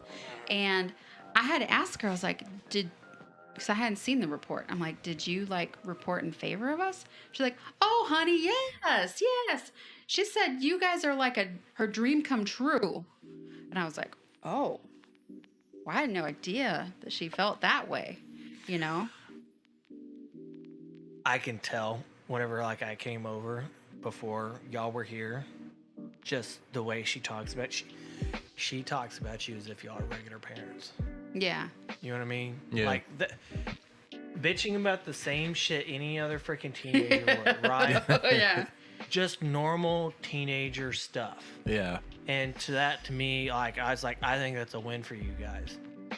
Because not only that, but like I'm y'all's friend, right? She doesn't associate with me with anything else besides y'all. Mm-hmm. Yeah. So for her to feel comfortable with it just being me and her in the house, not only like I know like I'm not like a threatening person or whatever, and we have somewhat of a relationship. But that to me that speaks wonders of y'all because she respects like how y'all like your recommendations on individuals, like you essentially you speak for me, you vouch for me, saying that I'm a safe person, and it leads into like her trusting y'all. Yeah. Because if that wasn't the case, that whole deal would have been awkward, and I'd have been like, I'm out of here. You know what I mean? Because I don't want to cause issues. Right. But just her interaction and stuff, she felt comfortable. She was chatty. She was like, I'm all like, this is all right. She's underage, but I mean, like I consider her my niece. I love her like a niece, but she's not my niece. You know, so it's just like this could be misleading. Yeah. But nah, she was. I don't know. She told us, she's like, I know Devin Bacon is a friend, but he's like an uncle to me. She's like, I have a couple people that I think are like an uncle to me, like Uncle Paul. It was like my old roommate in Indiana. Andy. He's like, she calls him Mr. Andy because she's not ever really, the last time that was like. I think that's a respectable dynamic when you're dealing with somebody who is a family friend, but is of a different generation and is older. And it's also good for her because she also she's respectful of that dynamic. And she recognizes that, yes, no, this is not my home, but I have, if y'all are not here, where's the responsibility and where's, you know what I mean? Where does that fall? So I don't know. When you messaged me like over Christmas or over like the break and stuff, whenever she got the parental rights or whatever, I don't remember when that was. I think I was on a show. No, it was when I was down in Florida. That's when it was. Yeah. Man, I could have cried. I was like, it made me feel pretty good. She thought about me. She's like, oh, I wish Uncle Devin could be here. Like that meant a lot. Like I called my mom and I told my mom, I was just like, this is cool. Yeah, she was like, Uncle Devin's not here, so I don't know if we should celebrate. Like, I think we need to wait till he gets back. I told her she's got my phone number. She can hit me up anytime she wants to go out for dinner. Well, half the time she's got her phone taken from her. Yeah. She's like a typical kid. Yeah. Like she was giving me like attitude earlier. Attitude. Yeah. She'd give me, because I just am like a strict person. Like if you give me an attitude, I'm like, what? You just gave me attitude? Yeah. And so, I got popped in the side of the head. And it was like the whole family too. You was at grandma's, like dad's on the side of the room, like you would imagine his hand reaching across the entire living room and smack. No, Ooh. it was an aunt or an uncle or some other relative or whatever. You copped an attitude or had any like mouth back or whatever, you got smacked upside the head right then and there. Yeah. Yeah, she. Can't do that these days. But. I just like. It is a trigger for me. I cannot handle disrespect. And so then, she's just like continually, once I'm just like on edge and I confront her about it, she don't back down. Like, then she meets it with more. Yeah. Everything's an argument. Everything becomes an argument. And I told her straight out, I was like, oh, you know that sleepover that you're trying to plan right now? You can count that as a no. And Do you think she's trying to test you? Oh, yeah. Well, I think not part of test it. you because she finds gratification in upsetting No, you. she's testing her boundaries. She's testing where the safe limit is. But I think a lot of it too is she's got reactive attachment disorder, and a lot of the time she just straight up she don't care. Blacks out. Well, I don't think that is she doesn't care. I think that it like she's not aware. Half the time when she has a big like blow up situation where she's like screaming and like things get just out of control, she comes down. She acts like she comes down like 30 minutes after like cooled down and everything. Just acts like nothing ever happened, and you're like, do you remember what we were just? Oh, because like. And she's like, well, I remember the argument, but I don't like. She doesn't remember specifics. So like, I honestly think she just straight up has blacks blackout out. rage. Yeah. So like when my grandmother had that before the. Oh yeah. yeah. Before the termination, she said some really nasty things to us. Like, she was like, I don't want you to adopt me. I'd rather go to foster care. Like, she said some cruel stuff. Like, her diagnosis and her actual legitimate issues aside, like, I've noticed that, like, I didn't realize how common it was just amongst kids. I just thought it was like, just certain situations, certain kids. But then my sister started doing the foster to adopt program, and you see all different from walks of life. A lot of adopted kids have there's one common streak, right? And it's also typically right around that age. Mm-hmm. Is they push it because one, they want to see what the limit is, but also they want to see how bad they can be because they're expecting you to give up on them. Yes. They're expecting you to quit loving them because it's like, because they've never had somebody to have that unconditional So they're love. trying to sabotage it before. Just figure out like, do you mean their what the hell you yeah. say? Do you mean you want me forever? Well, let me see how nasty you're going to be and see if you mean what you say. Their brain doesn't trust anything good. Right. So when things are good for too long, they have to try and break it. Yeah. That's what... It's like a drug to them, too. That's what like her counselor has told us. Her counselor's great. I would do that with I wouldn't do that with, like, my parents or my siblings, per se. Because, like, my parents, like, I had a pretty decent childhood. Yeah, I mean, I got spanked, whatnot, stuff. Like, that's whatever. But I had parents who had an invested relationship with me. It wasn't an absent-minded relationship. But my friends, like outside, they didn't understand what an invested relationship was. They didn't understand the give and the take and all that other stuff. And I started creating my own like subconscious like litmus tests with them. So like if I meet somebody new, like I'm not trusting. I say certain things and certain off the wall things as part of like whenever I first meet somebody, I'm very abrasive.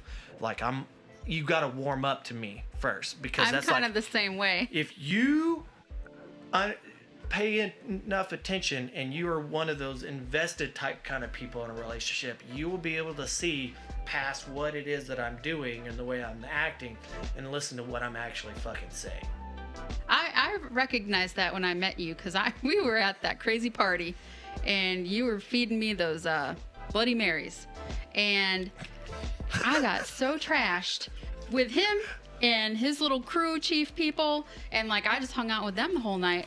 And then I was like throwing you under the bus the whole night with Top and the new first sergeant and the commander. I just think I probably gravitated towards you a little bit on that stuff because I know that the freaking Kate, the one Kate that was driving me nuts on that particular freaking night. about with like Sergeant Swan and all that other shit because we were like in that little cabin or whatever we were at. Yeah, that was a crazy cabin. Oh my god! Like I met her on freaking battalion staff duty before she was ever at the unit, and we got along fucking phenomenally, great. But then as soon as she came over and started being an LT for us, I was like, man, you're a drag. why are we bashing heads? Like she's not unintelligent, like, and she's not like I just felt like she was picking a fight with me all the time. I'm all like, are you into me? Like what is this? Like we can't. You're an officer. I'm enlisted. That's weird. Like I'm confused by the energy you're giving me right now. Like, Yeah. I don't know. She had she was very conflicted with living in the supervisor need to be separate world, and then the You gotta be part of a team. the young Oh, individual trying yeah. to be part of the group. So she was trying to separate those two. I ran into that on Pathways Yeah. because she was like, on the one side, she was like, well, I just want to hang out with the warrants and like do what the warrants are doing because they were always having fun and being cool and stuff. But then we would like do warrant things, and she would be like, wait a second, I'm a lieutenant. I shouldn't be here doing this warrant stuff. I didn't sign up for this. Yeah. Oh shit. Get me out of here. Yeah. So, Hence why they were not invited along for the Savannah trip. yeah. Yeah. Man, you guys on that Savannah trip, I was pissed the whole time. Oh my god, that is the best vacation I've ever had in my fucking life. I saw so many cool shit, and like, It was stressful for me for the first like 2 days just because it was our validation. yeah, But after that, I was like, all right, you know. I was bored when we stopped in Louisiana, and I was pissed off at K person K, because she was just like, I'm not gonna eat there. She was just being snuffy, but I'm like, really? Okay. But then that all went away, and I gave zero fucks about anything. Yeah. Because we landed in Odessa, Midland, and my whole like, Yeah, your You family like showed the welcome everything. committee come. Yeah. holy shit, like That was awesome. I heard about it and I was like, dang, That was so to have cool. a family like that. I felt like such a cool ass motherfucker too. Like, dude, you gotta crew chief that shit up. You gotta go cool guy that stuff. I was like, all right, cool mask, visor, like, you know, like, and my mom's all like, oh, I miss you. You know, I was like, yeah. That was good stuff. Yeah, that was we awesome. landed over there in My- the parking lot. Did you see me come in? Now I ended up like we took the picture in Vegas, right? And then I took like one of my combat patches and like some other things or whatever, and I actually ended up sending it to my my cousin and my uncle and all that stuff because they paid for our whole fucking. Yo, yeah, it was Yeah, crazy it's because freaking crazy. me and a bunch of the other guys, like we tried to get the jump on them because the place that we went to was like a barbecue joint where you go up and you order your food and then you pay and then you go sit down and they bring it to you. Oh, gotcha. Like His uncle would be like, It's like a Culver's, yeah. kind of like a Culver's. 30 of these. But his uncle like straight up paid in advance for like whatever the hell we ordered. It was so like me. It was me, Double G, and Marty. Oh, yeah. Yeah. And we were all up there like, you know, man, we can't really accept gifts, so let's try and do the right thing here. And so we went and ordered our food, and we're like, go to hand the card to the lady, and she's like, no, you guys are taken care of. And we're like, no, really. That's the thing about small Texas towns. Everybody knows everybody. Yeah. So since we had planned it, he had already called ahead. Be like, hey, anybody in this line that you see associated with me? Yeah, we were slide like- him through. Yeah, they knew who he was. Double G was trying to pay, and he was like, no, really, we can't accept a gift. Like, I need to pay for this. And they were like, no.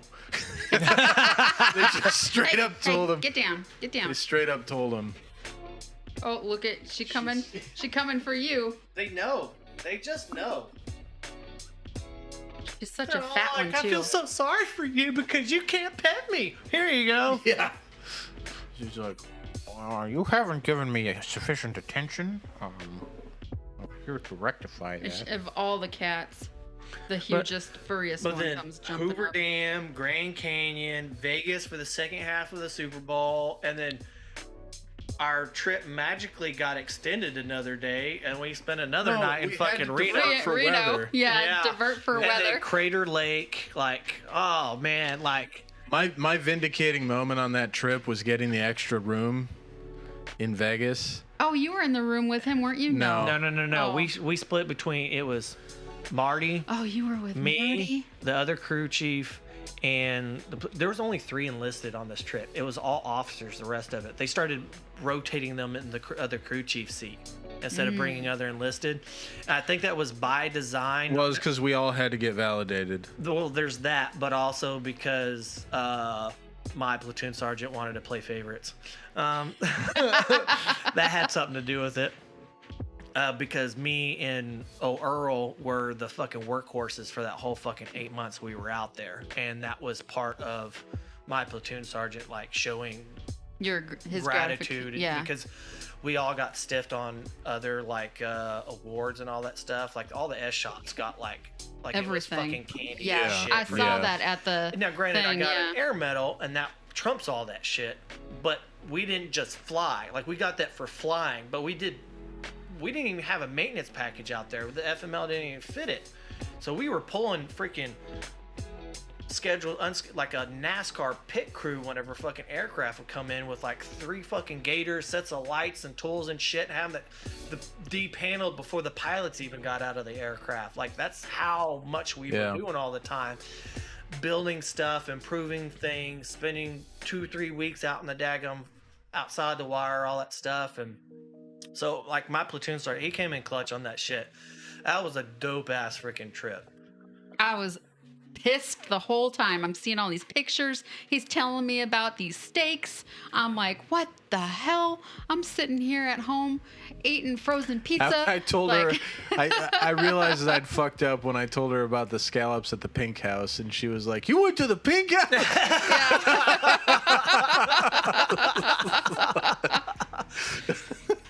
Yeah, I was mad. That's when I That place decided. was actually really freaking delicious. It was awesome. That's when I decided that I was gonna go meet up with Bryant's wife. We were gonna go on to Ruston Way. We're gonna eat somewhere nice. Like, you know, I'm actually gonna take her up on going out to, you know, have dinner with her for a change. Like, I don't think I'll have another thing like that. And like, I mean, if I got 12 more freaking years in the Army, like, I don't think I'll see something. I don't know. Like that. You know, you say that, but I've done like. I was actually, Chrissy May and I were talking about this the other day, but like thinking back on my career, like I've done a lot of pretty cool stuff, and it's just been like. Well, I'm just talking about like having those people. the atmosphere, the way you went, how it went down. Okay, yeah, I see what you're. It just because we had just come off of 8 months of busting our ass in the freaking dirt. And yes, we all have our collective differences and stuff, but there was a. You guys were a family. There was a certain part of camaraderie. Well, the fact that we you're had sitting at this table right now is an indication indicative of that. That's a very good point. I do TDY all the fucking time. Yeah. I do cool missions all the fucking time, but they don't have the same weight. Right. Because I don't when I go out there, I'm out there by myself. I'm not out there with my work family. Because it's because we only do send one crew chief out on each show. I'm with all these daggum skydivers who think they're at the shit don't stink. Like, it's annoying. You see cool stuff, don't get me wrong, but it's just not the same when you have as it is when you have like your buddy who you know for a fact you take a bullet for that motherfucker. Yeah. To be able to join in and chime in, or, oh, you goofed this up, haha, dumbass, you know, shooting shit. Yeah, having the. You just have that sounding board. I'm Devin Bacon. To bounce shit off of, you know. Yeah. Yeah. Yeah, and I mean, I would say that, I mean, like even here, you know, like Gitch doesn't have the same like family relationship as he had back at 16 That has a Cap. part to do, I think, with his his command Yeah, atmosphere. Absolutely. the warrants, like my peers that I work with, I get along with. I like those guys, like, and that's the reason I haven't put in a 4187 to go to like 282, because I could, I mean, easily, but I don't want to leave those guys. You know, I mean, we got intern Ryan over there, which, you know, he's got his issues, but he was part of that family. Mm-hmm. Well, tall guy's coming here, and it's sad. And tall guy's coming here, but he's going to 282. Yeah, that's sad. Does he know he's coming? I don't know. Ben? Yeah. Yeah, I think you mentioned it a while back. Yeah, he should be here Apparently, he already soon. bought a house. Oh, no shit. But the guys that I work with, like, that are the peers that I work with, and even the first line supervisors that I work with right now. Well, yeah. The two lieutenants that you work with now. Which they're both alphas. Well, no. One's an alpha, but the one that's not an alpha came from the Delta, came from the 18 series jobs, so. But yeah, they're a solid group of guys. And I don't want to, I don't want to abandon them in any sort of unconventional way. If I PCS, that's just, you know, that's what happens in the Army. But you put in your AGR application, so. But that's going to be a PCS. Like it would be no different if I go over to AGR. It's different or if I between PCS.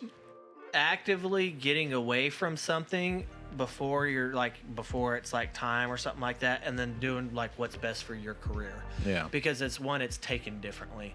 Like if he was just like, oh well, I don't like this commander, they're just a nightmare, can't stand it, but I love everybody else, and then fucking jets. Well, then that could be construed as like, oh well, you abandoned the rest of us because we all still have to deal with it, you know, and then you took off. Mm-hmm. Versus, oh, like I'm doing this because this is what's best for my family, this is what's best for like my career and my goals and stuff. Then they can come back and reinforce that and like support you. Be like, oh, okay, that's awesome. And when you look at the grand scheme of things from their perspective, I've already extended for a year. Yeah, you so have. it's like if I leave now, nobody's got anything to say about it because that's just the way the Army works, you know. But I do like the group of guys that we have that are W's it's a solid group of guys. Later, off stream, by the way, I do have a couple questions with one of your enlisted individuals. Okay. You know who I'm talking about too. I don't know who you're talking about, but they applied Oh. for us. Oh. Interesting. Okay. Yes. I'm not tracking anybody that did that, so this will be an interesting conversation. I can't remember his daggum name. But that's a good thing because I don't need to do that. Yeah. Right here. That's fine. Yeah, we'll talk about it after. No big deal. Did you tell him about your two No. things that happened the last week? My husband is a hero. What'd you do? Well, so we didn't have the show last Friday because I was on duty. And He said duty. Yeah, while I was on first up, responded to a head-on collision on Show him the pictures.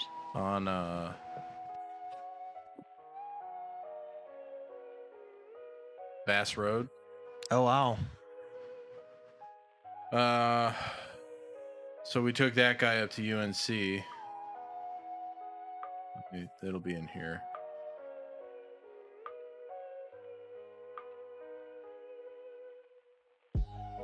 This was last weekend?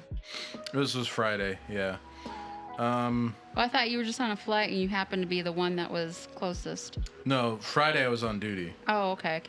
Because I got two contractors that live out in Vass.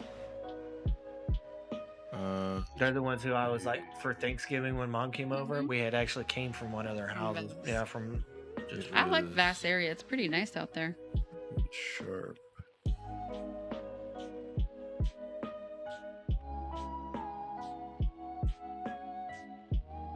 And... Oh, you didn't save it to your phone? No. I thought it automatically saved. I'm going to go burn one real quick. Alrighty. But I'm trying to show you pictures and tell you a story. But you're taking forever. I will remind you when I get back. You find the pictures while I'm doing my thing.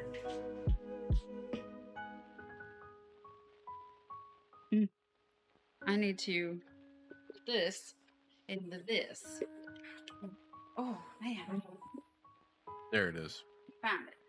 Hmm.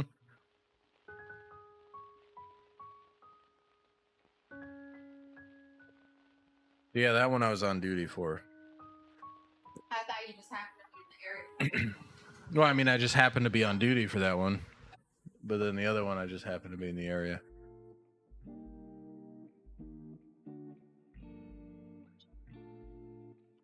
I was gonna do I was gonna see if there's a shock top in the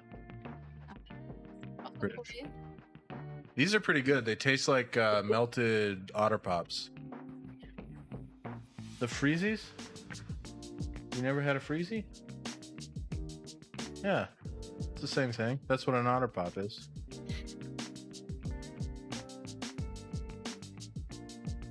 Nice. Thank you.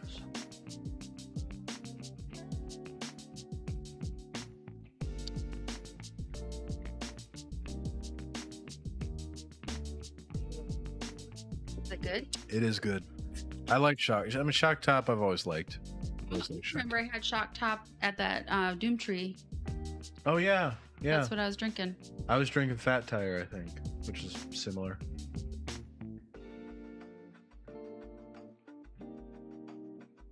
It'd be cool to see the Game Grumps. That's pretty good. Oh, the new flavor of Dr. Pepper. Yeah, that woman at the store was like, Yeah, don't "Don't mess be with messed my with my Dr. Dr. Pepper." Oh hell no! Okay, lady.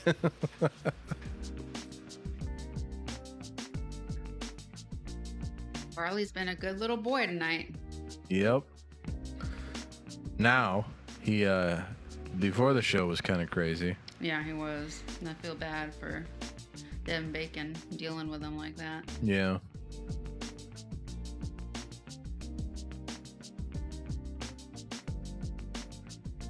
Let's see here. Okay, you find it? June, Yeah, he did. June 15th, they're going to be in Raleigh. So this is what I responded to on Friday. Uh-uh. Yeah. Ooh, holy shit! Mm-hmm. They The guy in the Mustang, they made it to surgery. The guy in the Mustang had both his legs were broken and he had a punctured chest wound. And when we got there, they tried to get us to land on the road at like an intersection, which, I mean, obviously our aircraft is bigger than the life flight that they're used to dealing with. So we tried to go down, but then there was some like metal signs that started blowing around and one of them came flying out of the ground. So we're like, nope. So then they gave us another grid, which just happened to be center mass of the ASP. It was like Twister. Debris. Yeah. So obviously can't land on the ASP. That's just a no-go. So we went and landed in a field that was next to the ASP that just happened to be like some of the thickest brush. Like when we landed there, we were like, oh, this is going to be perfect. And then we watched them walking to us and they're like, had to pull out the machetes and hack away. Like it was It's like our Delop together. Yeah. With freaking Bahuniak. Yeah. Where it was like come in and the corn stalks were up to the rotor disc. You couldn't even see through the shit. You're all like, how am I supposed to provide cover fire? I can't see. Yeah. Yeah.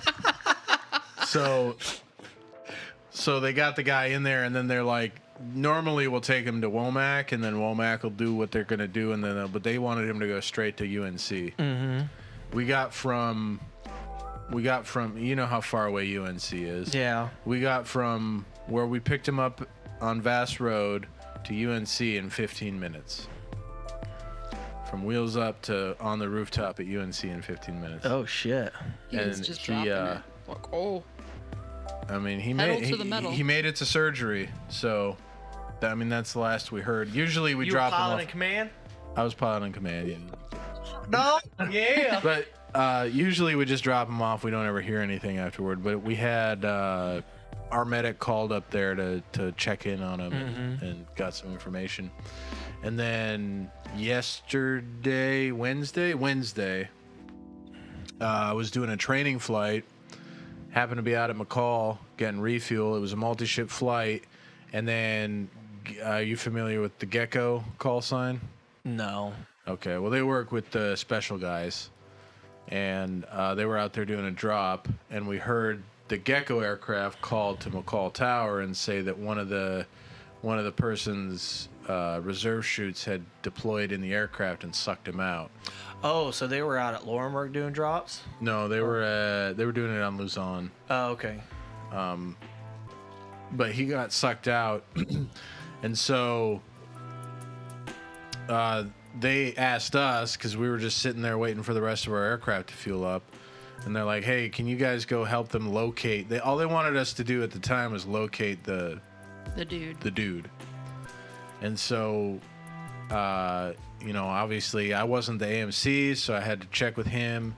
He reached back to the rear. Ma'am said, yep. So we went and did it. And then she said, if it's life, limb, or eyesight, you can take him to the hospital. Even though we didn't have any, we weren't first up. We didn't have any equipment or nothing. But I did have 2 paramedics in the back because we didn't have a crew chief for my aircraft. So they gave me 2 paramedics. So probably the best aircraft for him to get on, honestly. Yeah. So we got out there and we located. Obviously these parachutes are sitting in a treetop, so we found those pretty quickly. And then my backseaters saw him walking around, and they could visibly see him bleeding from the air. Oh shit. So we were like, okay, well, so we're gonna set down, and he was like holding his arm, so we knew he was probably a broken arm at least. Yeah, pretty busted up. Yeah, so that's a limb. So we're like, all right, we're gonna try to get him. So we sat down in the first location, which was a big open field, and geographically it was closer to where he was than the other open field, so that we landed there. It ended up having like a really steep hill and then like impassable brush. I don't know if you've walked through the woods out there by McCall, but there's some pretty miserable places. So my paramedics couldn't get through, so they came back to the aircraft, and we were like, okay, let's go find somewhere else to set it down. Well, let's make sure this guy gets linked up with the ground medics first. So we went and kind of like hovered by we found him again. All right, man. Later, Gandalf. You got it. See you later, Gandalf. Have fun with RP. So you were We went out and hovered over him to basically highlight his position. And we saw the 2 ground medics come running out of the woods and find him. And then we went and landed. The place that we found to land ended up being a swamp. Oh. So it was like dicey. Major crew coordination, because it was like I was coming down, and it was PC progression for the guy I was flying with.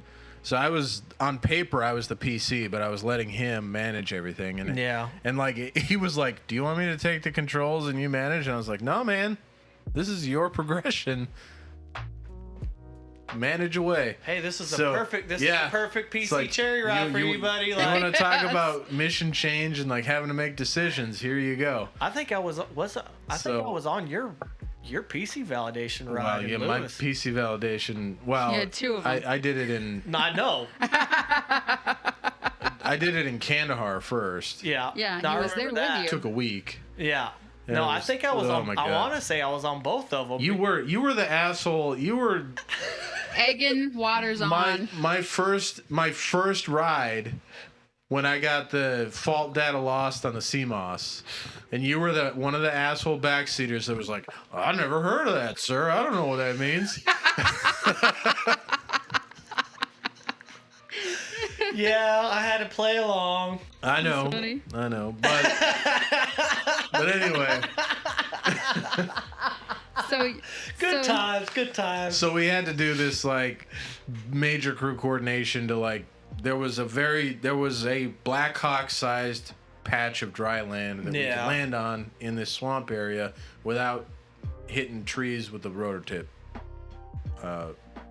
caps. So we landed there, and then I'm like letting the power out slowly, and they're like, we're not sinking, and I'm like, all right, collective's full down, you guys are clear out.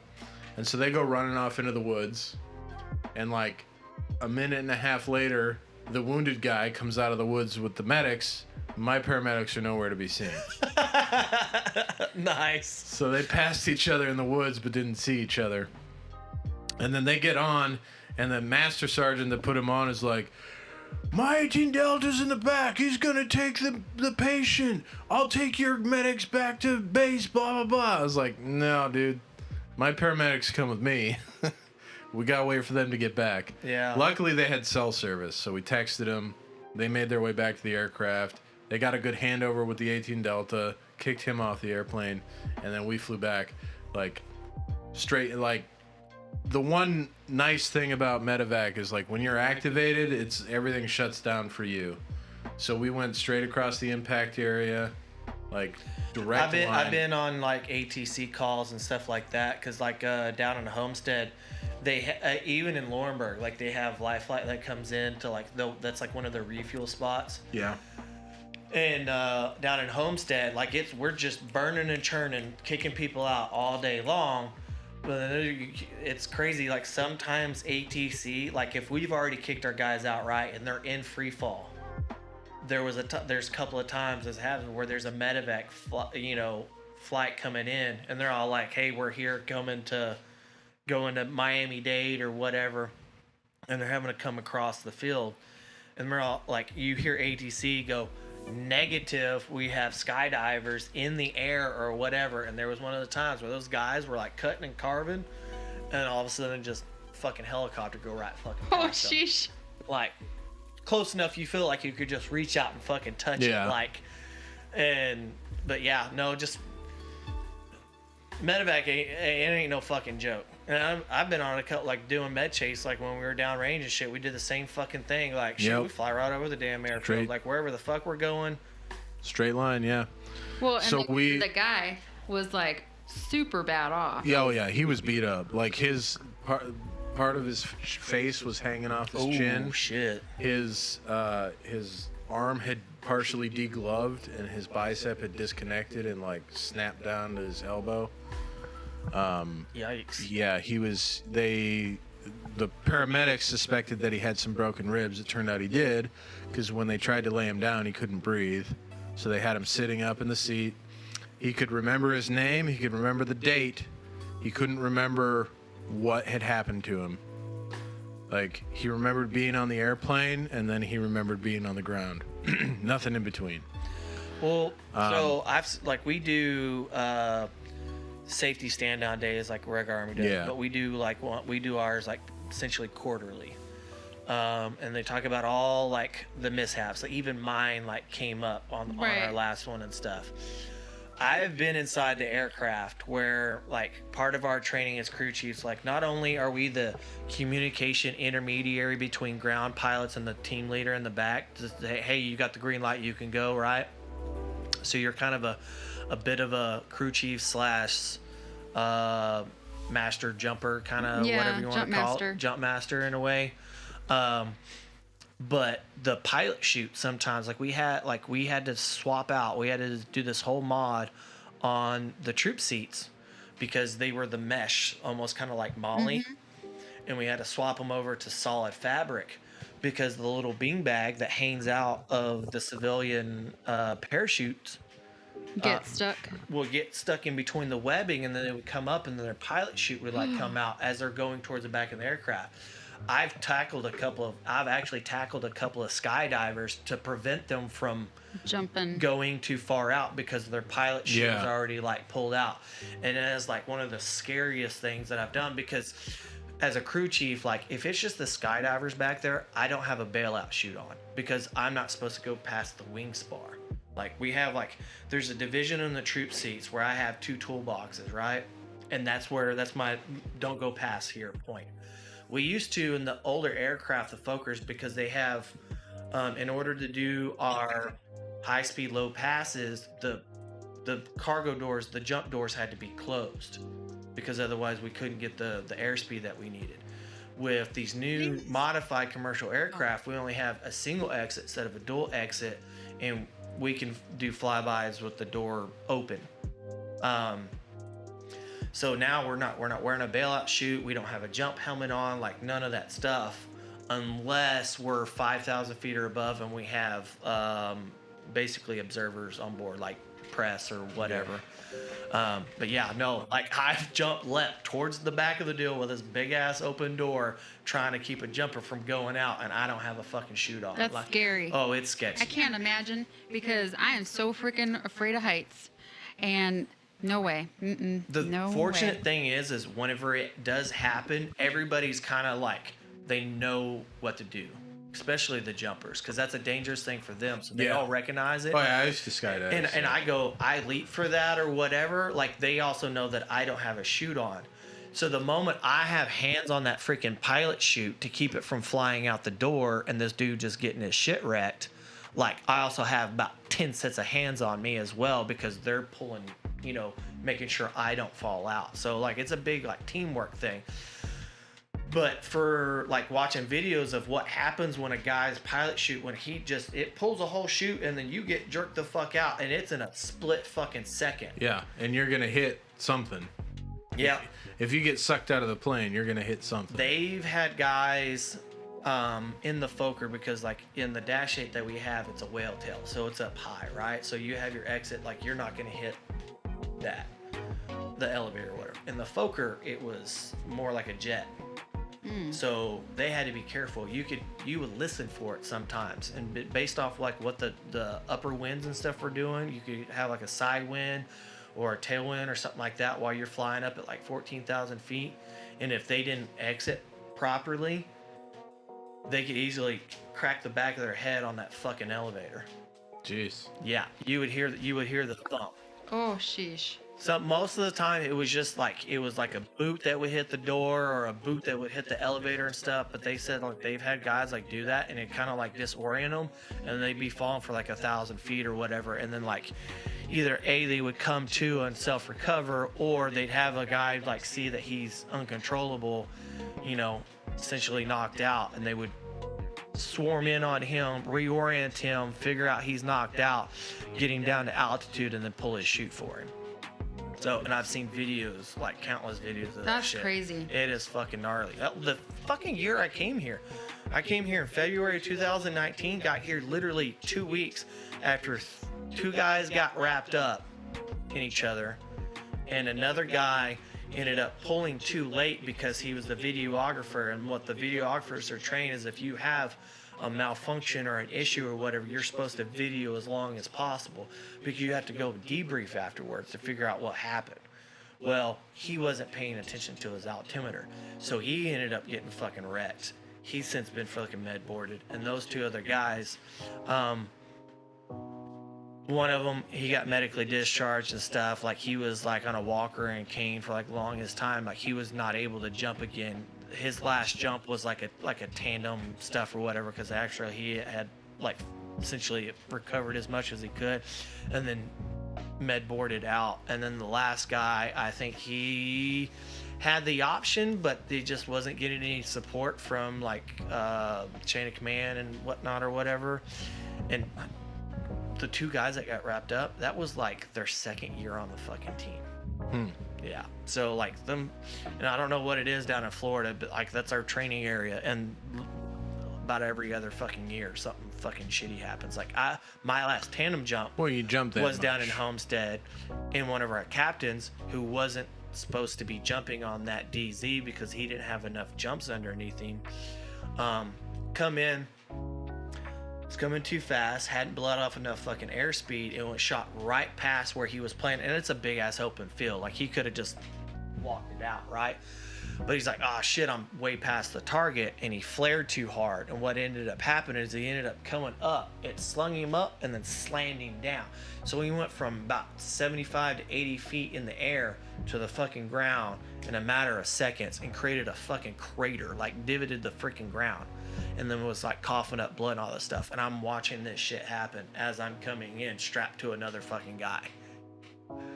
And then Sheesh. yeah, the camera guy's like trying to get you to pay attention over here while all this shit's going off in your peripherals. I'm all like, dude, I ain't trying to have this damn video. Like, get me out of this shit, like, so that way you can make sure we can help. And then they ended up airlifting him out and all kinds of stuff. Our commander he got kind of big trouble for that because he's the one who signed off on this shit. Well, Yeah, we've been working on an agreement that when you guys are in Laurinburg-Maxton, we're gonna respond. But I don't know if that's gonna happen. yesterday you got that crazy phone call But yeah, from the I knew something was up. I was like, oh, now he's got his work voice on. That's weird. Well, the instructor called me. The jump master instructor called me, and he spent the night with that guy. Apparently, he almost died. Oh shit. He was rushed into, like, we got him there, and he was given surgery the same day that he got to the hospital, which, you know, atypical. And then the guy was like, yeah, he almost didn't make it, and luckily we were just there, because otherwise they would have launched first up, and, you know, that's a 15-minute launch time, and then it would have taken another, from Simmons to get out to where he was, probably about 11 minutes, and then back to the hospital. So, but we were already there, so it was from notification to him being at Womack was about 40 minutes. That's pretty good. So it was definitely lucky for him that we were there, and you know that it just everything worked out.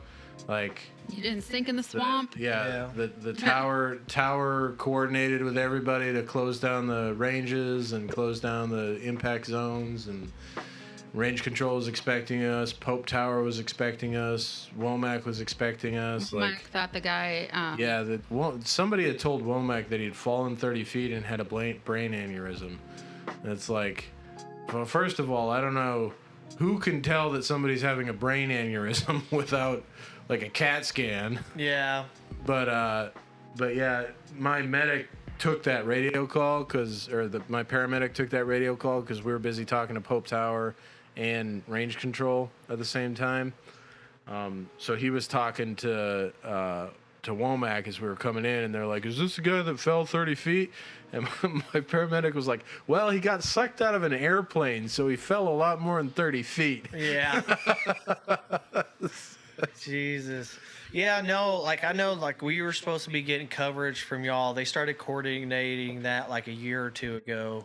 Yeah, I don't know whatever happened to it. That they didn't really like follow up with that. But as far as like as everything that I've been briefed on, because I'm the additional duty safety officer at aviation, is that we do have coverage by you guys. It's just the most of the time that you hear from us is when we start doing our pre-accident planning, which is typically it's in the end of the end of the third quarter or end of the fourth quarter. I can tell you we have another one coming up, which we, as far as I know, are either my safety officer or the battalion one has started like coordination and stuff. So we may be seeing each other out in the wilderness, out in the field here pretty soon. I can't give you any details because otherwise it fucks up the whole purpose of the pre-accident plan. Yeah. We tried that one time, and they like pre-warned 911 and dispatch and all that stuff, and those motherfuckers decided to park 10 minutes down the freaking road. Like that's not exactly accurate. I mean, but because Dust Off was a part of that. Yeah. But y'all came from fucking Simmons like you were supposed to. That was the civilian. It was Scotland Arrow that didn't do their shit like they were supposed to. Yeah. But it's harder to like coordinate with the civilian stuff because they ask more questions, and then you can't control what their boss does and how much information he leaks out. We have a little bit more say so in what an army unit does. Be like, hey, this is what it is, and they understand the purpose behind it, and then they just treat it as if, you know. And we get a call. I mean, it's just, it doesn't matter if it's training or not. We treat it like real world because. Well, because that also serves. Because don't y'all have to do annual? Like you have to have like y'all's own certification as well too. Don't y'all get like tested periodically on y'all's response time? Like not for the medevac portion. Oh, okay. But it's I mean, we get tested with real world shit. Right. Like every day. Yeah, everything that happens. Every time First Up gets launched is a test. You know, and whenever we finish, we have to we have to go through a debrief and we have to fill out like the timeline and everything like that, and it's like it doesn't serve any purpose because so the standard is air crew at the aircraft within 15 minutes of notification. We tweak that. You know how the standard is plus or minus a minute time on target, but in air assault it's plus or minus 30 seconds. So like the standard is air crew at the aircraft in 15 minutes of notification. We make it wheels up within 15 minutes of notification. Yeah. Which is doable unless they give you a grid that's in lat long and it's not in the proper format to put in the aircraft, and you have to, which is what happened with that car crash. But Well, we did that a little bit whenever we were in old fucking Afghan too, because because you know when we first started working with them, the crew chiefs we stayed in the shack. We hung out in the shack with a radio on our hip. yeah, Because they wanted to keep us a part of like maintenance and AO. Well, then Medevac got word of that. Be like, no, if you're pulling chase, you're on fucking chase. because you have to be on a rest cycle. Right, you have to be on a rest cycle. You can't do more than like 3 hours worth of actual work during the day or some shit. You can't go X amount so far or whatever. And then I don't know who said what, but we eventually got to where we just packed a week's worth of clothes and moved into their AO. I remember that. And then like I started learning all that stuff.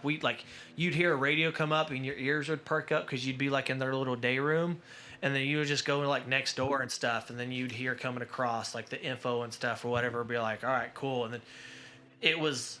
See, they have a benefit of having Merc chat. Like when you have a Merc chat, you get about a 20-minute heads up of any calls coming in. We don't have that. Yeah. We don't have that here. It's just I get a call on my cell phone from flight ops. It's like, hey sir, we got a situation, and it's some fucking idiot private that doesn't know what the hell's going on, trying to like Do the read back. He's scared because he's talking to a CW3, and it's like, bro, I need you to tell me if I need to get to the aircraft. Like, I don't give a shit about your rank. You're the one with the information right now. Tell me, do you need me to move or not? Yeah. You can order me right now. I know you're a private and I'm a CW3. Give me the fucking order, you know? But they're always intimidated, so kind of. Yeah. Well, especially with you, you're kind of scared sounding. Well, because I always answer the phone like, yeah. Because I never know if it's a scam. Because when you're on, unfortunately, I gotcha. Their primary communication is through the cell phone, and it's like, well, now I got to answer every fucking scam call because I don't know if it's a goddamn, medevac. So I answer, what? Oh, we're trying to contact you about your extended warranty. Fuck you. Like, I don't want to answer the phone, but I have to. I don't see why they don't just have y'all government assigned phones. Like, if you're first up, you sign this phone out. Oh yeah. You're supposed to have Motorola's. We're supposed to have the programmed Motorola's that have like 100-mile radius or whatever. But we're still in the process of getting them flashed. We have the radios. Gotcha. And we have the funds. It's like handing your computer into S6. You just, it's there. You don't know if you'll Don't know when back. I'm going to get it back. That is one convenient thing about the unit that I'm in. We have one S1 person for the entire battalion. You want to know how fast it is to get shit done? I don't call. I don't text. I walk the fuck in. I ask one question and I'm done in 5 minutes. That's nice. That's just how do bad. it immediately. But he's a fucking E7. Yeah. You know what I mean? It's not a E7 or E6 with a whole bunch of dumb E3s, right?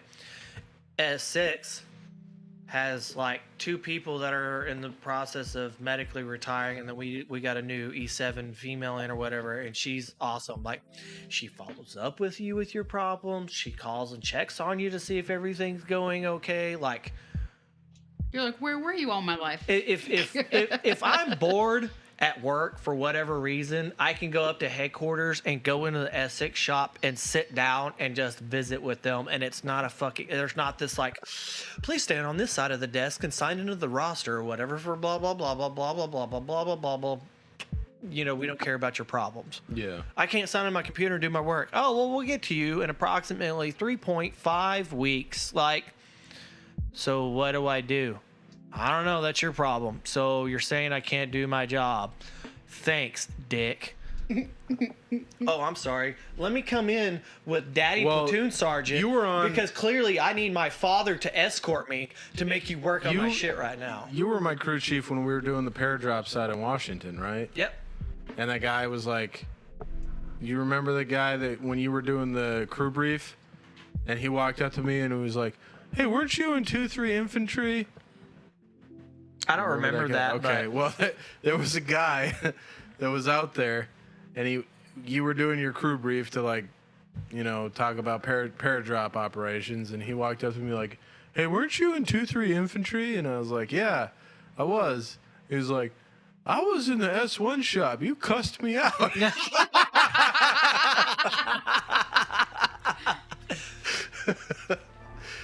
Yeah, I used to get so pissed because I was a E6, right? If I walked into the S1 shop and I was like, hey, I need this done, it was done. But I would send a private up there with a piece of paper with my signature on it. Yeah.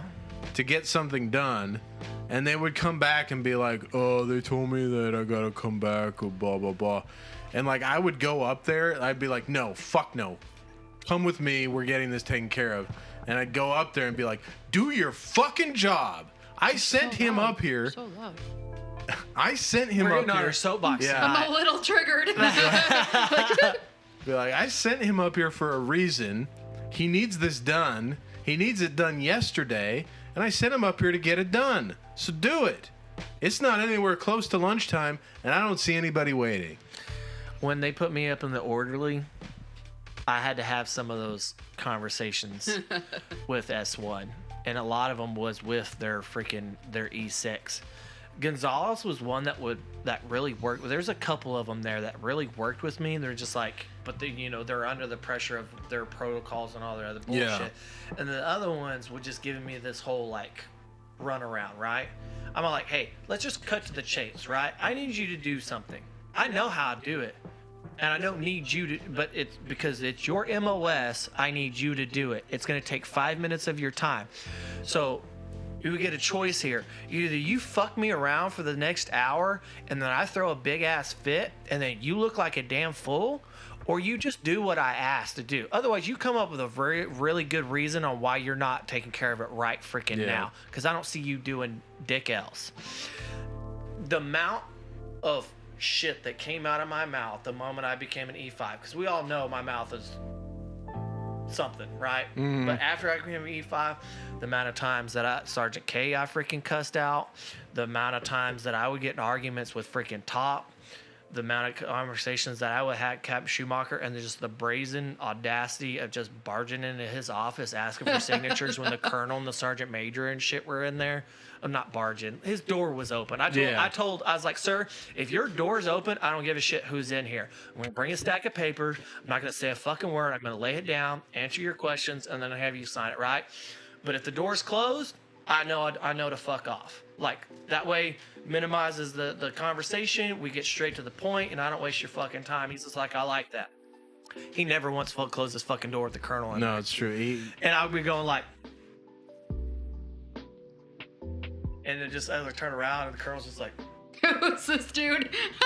It's like, what did you just sign for, sir? He's just like, I don't know, probably some old baggard ass freaking Harley Davidsons and a, Lamborghini, or I don't know, it's McNutt. He just has me sign shit. It was just like, you just see the colonel, it was awesome. And then I was also his calling card from when the colonel came in. I was supposed to go, Caw-caw! I remember that. He said, because the first time it happened, he was back there, because you know how Marty would come in and get him stirred up, and he'd be in there banging his keyboard, like all pissed off and cussing and shit. And then, and the colonel would come in and hear all that stuff. Well, we all gave him a hard time. Yeah, and then he come out. It's like, how are you gonna not let me know the colonel's about to freaking walk in here while I'm throwing a fit back there? I was just like, I didn't know I was supposed to say anything. It was just like, so I started calling the room to attention, and the colonel was just like, the fuck is the matter with you, Sergeant? I my office was right next to him, and I'd send him emails, and then I'd poke my head around the corner and be like, "Hey, sir, I just sent you an email." I do that to my boss now. I'm literally in the same office as him. Be like, since you want, I know, I got it. Jeez. That's funny. I wait for the ding and then I tell him. Yeah, it's good times. Yeah. No. Good times. I miss that guy. I was thinking about him just the other day. I was like, oh man, I wish we could be stationed where he's at. So when I first got here, I had finally got a charge for the turning in the CFI or CIF gear, right? Because I think I loaned out my flight jacket to somebody, to a soldier, one of mine, and forgot to get it back. So I got a statement of charges, but it didn't show up on my LES until like the second month I was here. So I call up old JJ, or messaging. I was like, "Hey, sir, I'm just bringing this to your attention. I tried messaging the first sergeant, he didn't respond. So just I'm not sure how to handle this, but I don't even remember how I worded it." And he's just like, "Okay, cool. I'll try to task somebody on it or something like that." And then afterwards, I started thinking about, why did I message directly to the commander? What fucking E5 talks directly to a captain without going through? I think it was because it was Sergeant K, and he was just fucking incompetent. Oh, so, yeah. I heard about him. I mean, we were kind of buddy. Me and Jay were kind of buddy anyways. Well, you had his back on like everything. You were the the door. As much as I could. I mean, I wouldn't say we were buddy.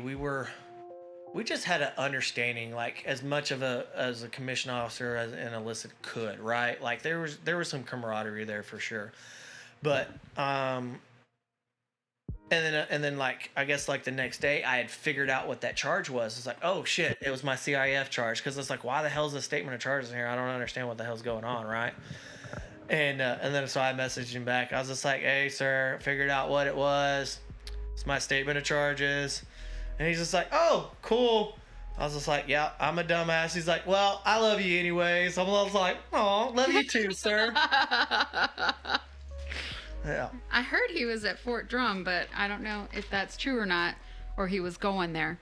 But I wouldn't mind running into him again. I love it. Yeah. I think that's the one thing that I look forward to the most as I increase rank and the more time I spend there, is like being able to because we all PCS and aviation is a small world, but being able to run back in, and then all the people who were either my platoon leaders, they're commanders or XOs now, or the people that were my commanders, they're colonels, or and then the same thing with like E5s that I worked with, they're E6s or E7s now, and just seeing what people decided to stick around and become and be a legitimate freaking badass and take their shit seriously. Because I could tell you, as far as Lewis goes, the E4s and below, there was not very many people who are looking actively trying to get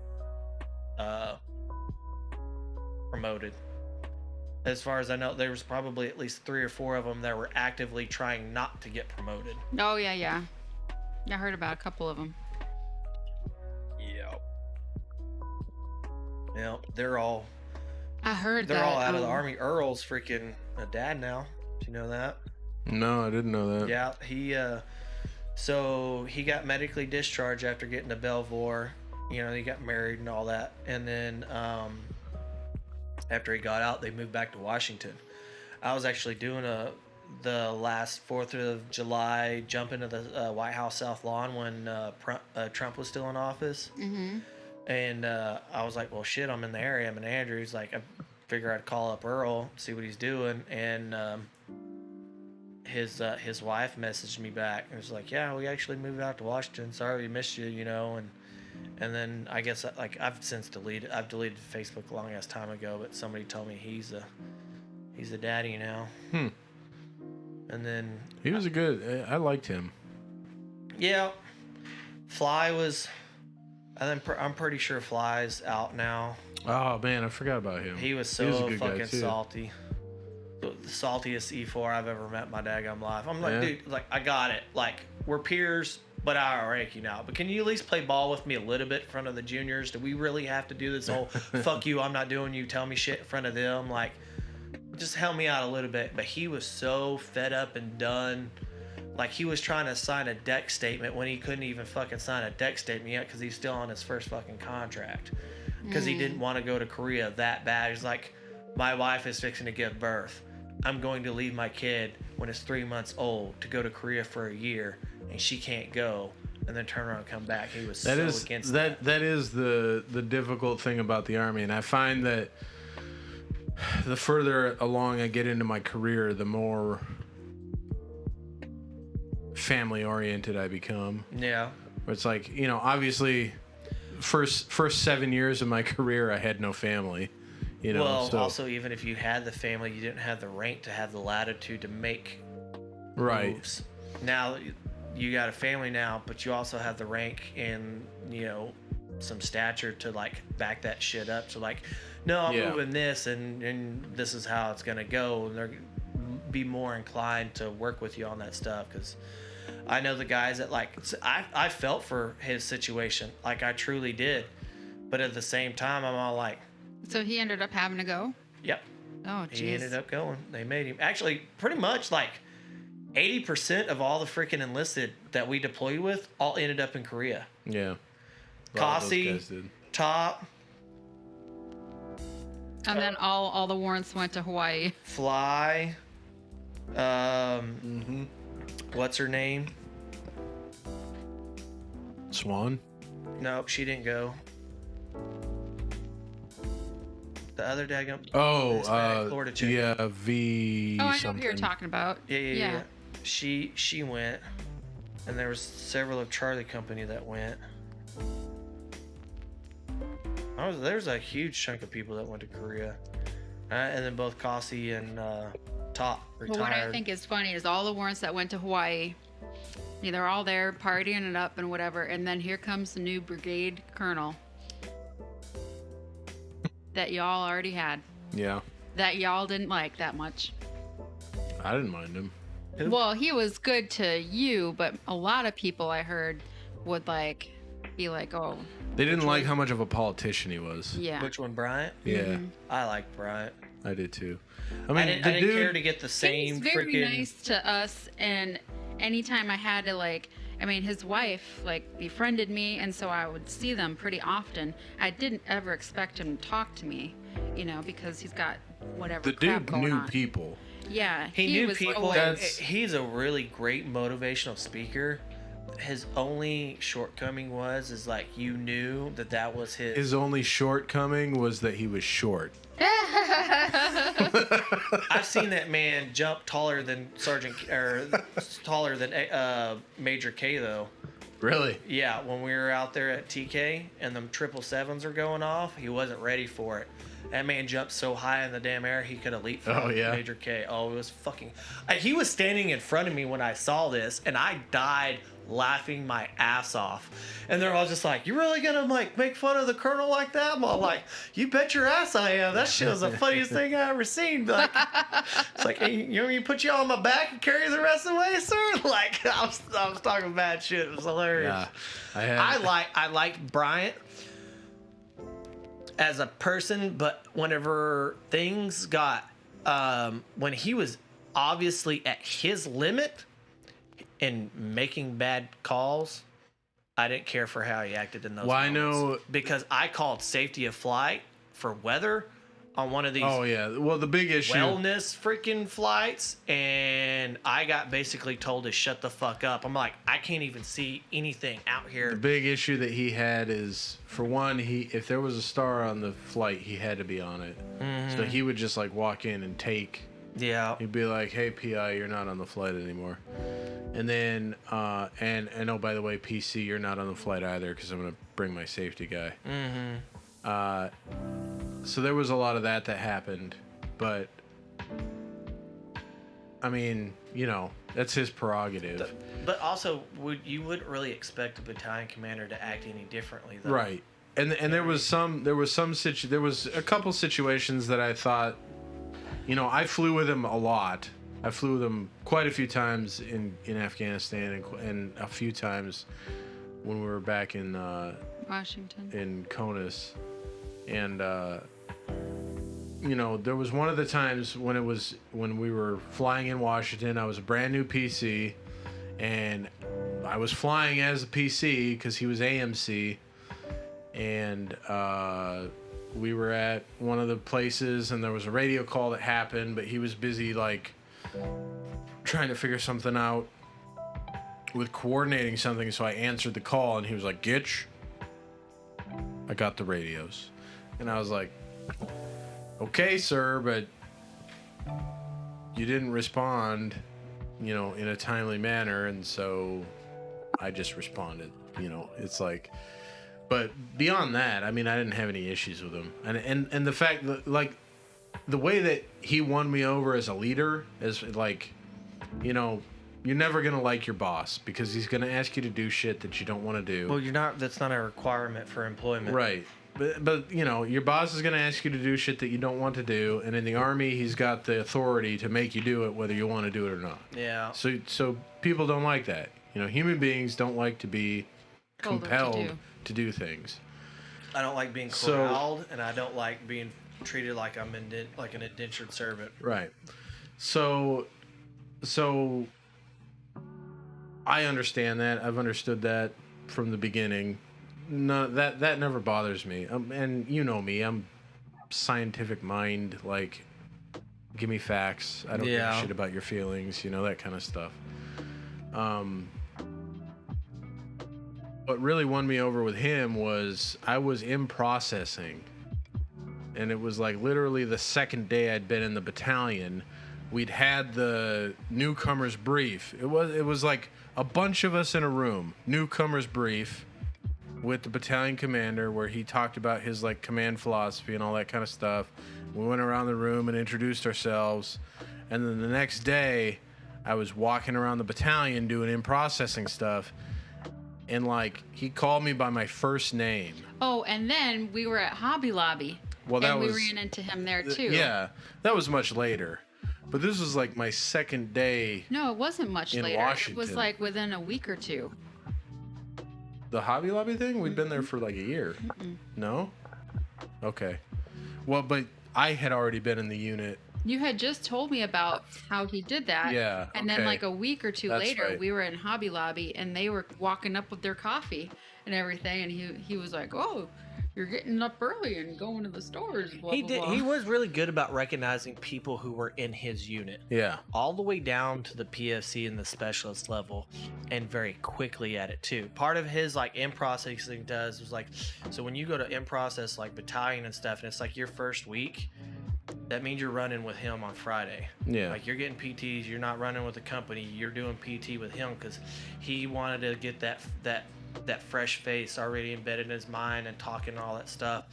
That's one thing that like it endeared me to him, but like I didn't get like any kind of like one-on-one with him or whatever. I didn't know what he was like. It's like, okay, cool, this is Colonel's high speed. All right, I just came from Korea, which is AIT 2.0, so it's like, yeah, Army, stiff and rigid, whatever. But then when I like really started to like get a grip on like who he was and what he was about was that flight to OCTC.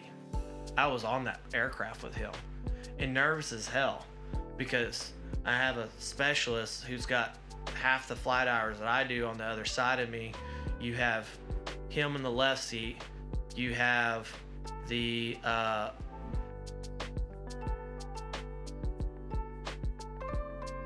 don't know if it's Heine or if it was JW.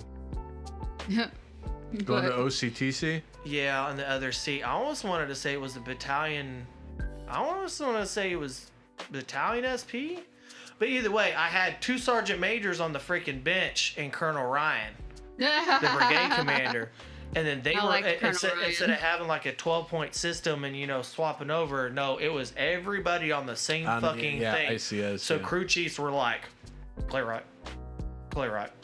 That's all you fucking got the whole fucking trip and shit.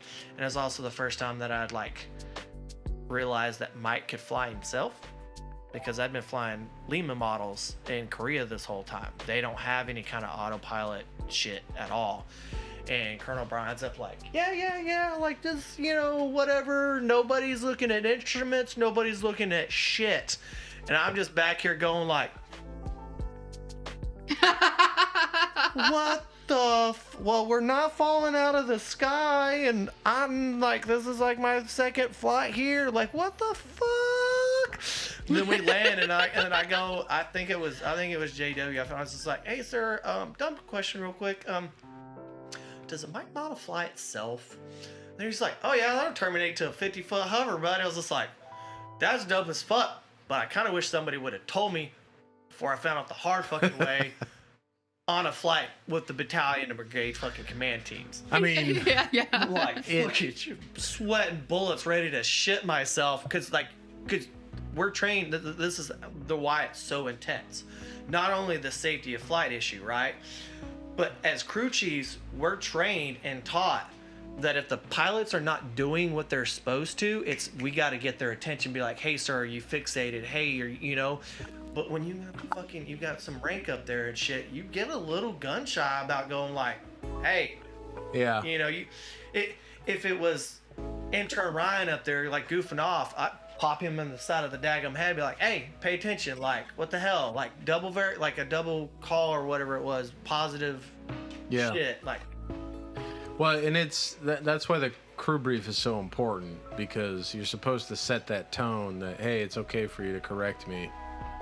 Because we're all headed to the same But Colonel crash. Bryant was never part of the mission brief. Yeah. He would just walk up. Whoever was not for something like that. and then he would just walk in, and then was it. Something in the national airspace He'd be going like, to "I'm coming." OCTC, he Alright, wouldn't no. be. But he was part of the crew briefs for in Kandahar. When I flew with him in Kandahar, he did the crew brief. One that I did with him and JW did.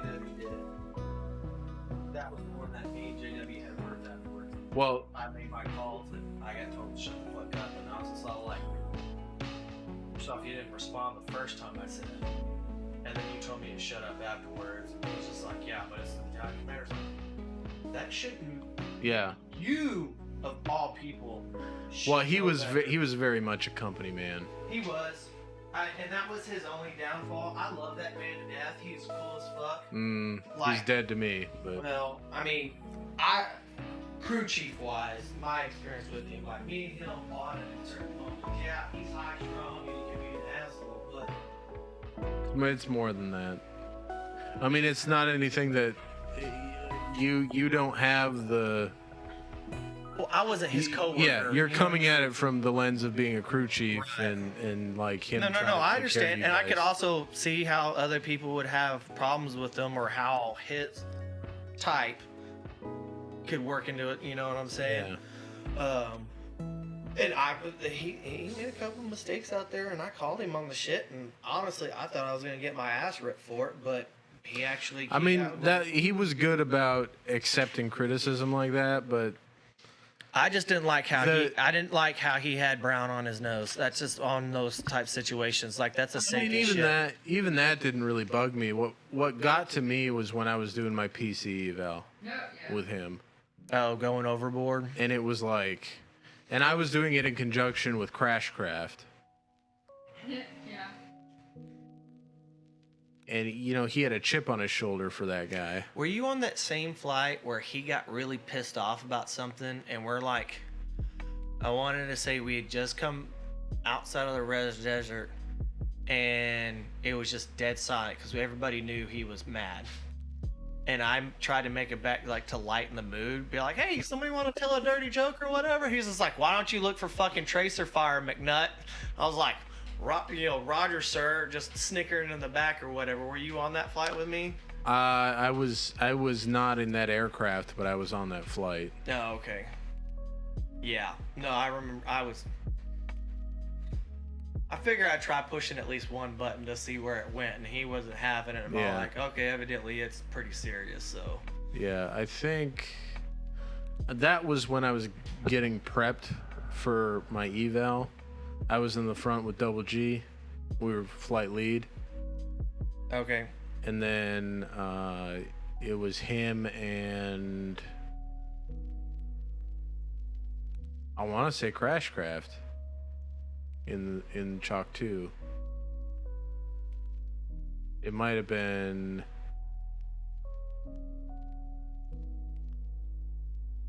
I don't remember.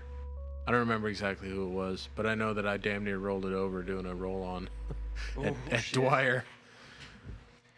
Yeah. And that's all that shit's gone. Yeah. Oh, it's crazy, man. It's wild that it's like it didn't take that much time after we left. Well, even like because we went over there, being like, wow, this is not. we went over there. Like we the 82nd cab was there. Guys in my unit were at Dwyer, and like there was nothing there. Like one of the guys that just came over with us, he was one of the ones that was last in Kabul, and they all. Yeah. I hear you. Well, now it's just you and me, everybody. I hope you're here for absolutely no entertainment value, because I am not capable of holding down the stream by myself. So I guess we're just here, just you and me, hanging out, having a good time. What are you up to? What's everybody out there doing? Having a good night? I hope everybody's having a good Memorial Day weekend, because I mean, any excuse to have a barbecue and drink, it's a good time. So, you know, it is. I got kittens around here circling me like sharks. I don't know what they're after, but Discord, what are you doing?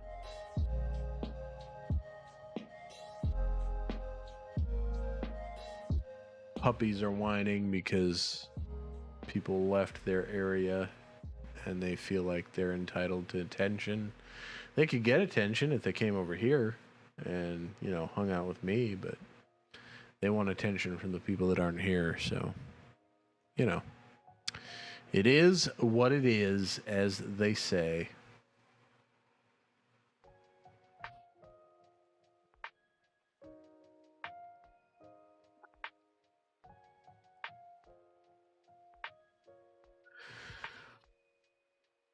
So,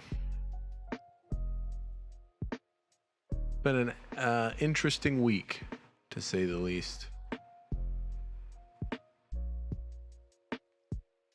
Interesting week. If you don't know, if you're new here, I am a medical evacuation pilot, and I had a couple calls this week, so that was... It's good to know that I was there to help people. But, you know, whenever we get called, people are having a bad day.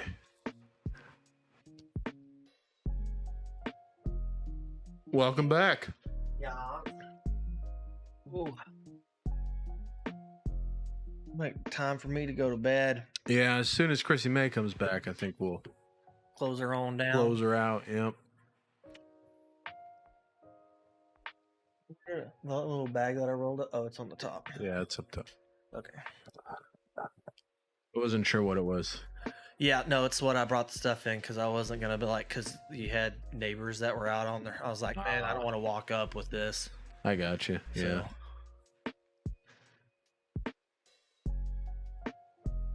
They were just this is kind of dangerous, because me and you start talking about old days and stuff. Yeah. And we start getting into them.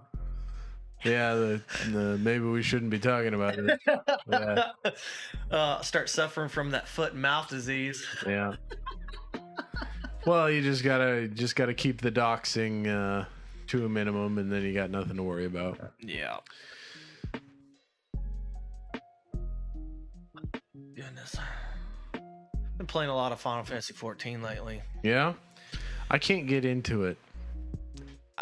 I quit even putting like the headphones and stuff on, so I don't even have the audio on. I would just like listen to like, you know, the trial or a podcast or whatever. and I just go through and just basically going through the crafting stuff. So I've got like, they just had another expansion come out. What I typically do is I'll pay for the expansion, right, and then do like a month or two's worth of subscription, right, and then I'll play through the MSQ because the storyline is fucking phenomenal. So I play it as if it's a standalone RPG, if you will. Yeah.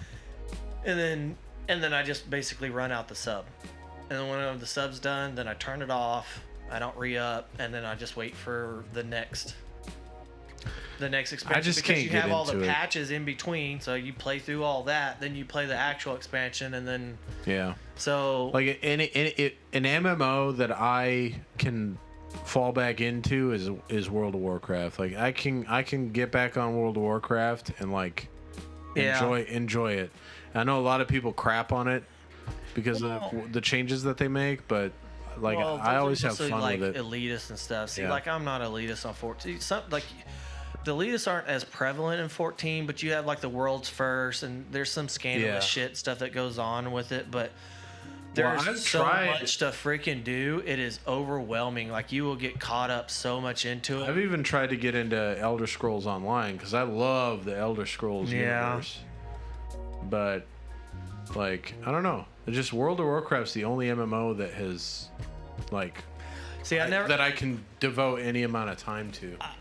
I like just the graphics and all that other stuff. 14 has been But yeah, I was never a phenomenal. big like I didn't have a PlayStation growing up. I was never a big Final Fantasy person. So I know Gandalf is like huge in Final Fantasy 14, but I don't know. I can't like I've tried to play with him and he does his thing, and I've tried to play it just to play it, and I don't know.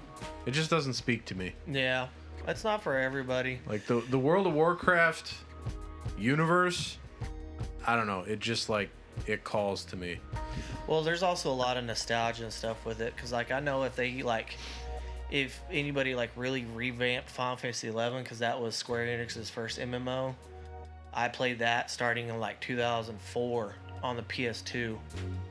Like I had the hard drive and the modem attachment and all that stuff, and I just plugged in a little USB keyboard, and I played it on this shit ass like CRT monitor we got at a freaking garage sale, and the screen would always like resize itself. And I'm still friends with the the little group, the little guild or whatever I was on that. Well, not so much now because I'm What not was on that? Facebook anymore, but Did you hear that? Gotta go check in the front. I don't know what that is. We'll be back. Oh, I think it's the cat genie talking. No. you're good. But Barley's like, it did sound like that. The kittens were really interested in the room when I left. Like, I don't know what happened, but like the little mat in front of the cat genie was all wet. And so I was like, oh man, I hope a cat just didn't pee on the mat, not in the cat genie, because the thing was cycling. And it takes forever. So I was like, oh shit, no. And I stepped in it. So I was like, did I got pee on my foot? Like, God's sake. So I'm cleaning my foot, and then I'm cleaning, and the mat is like, it's got the little like mesh on top, and then it's like flat, so but you can like reach your hand in there. So here I am spraying this like stuff in there, and I'm like reaching my hand into the with the paper towels and cleaning it out. And it definitely didn't seem like it was good. So I was like, oh man, now I got it all up on my arm. Like I had it all, like I was like this, and all the way up to here was nasty on me. And I was like, ooh. And then the kittens were climbing on everything.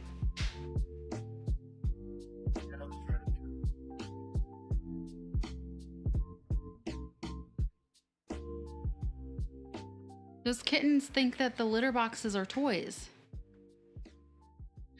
What was it? She was playing with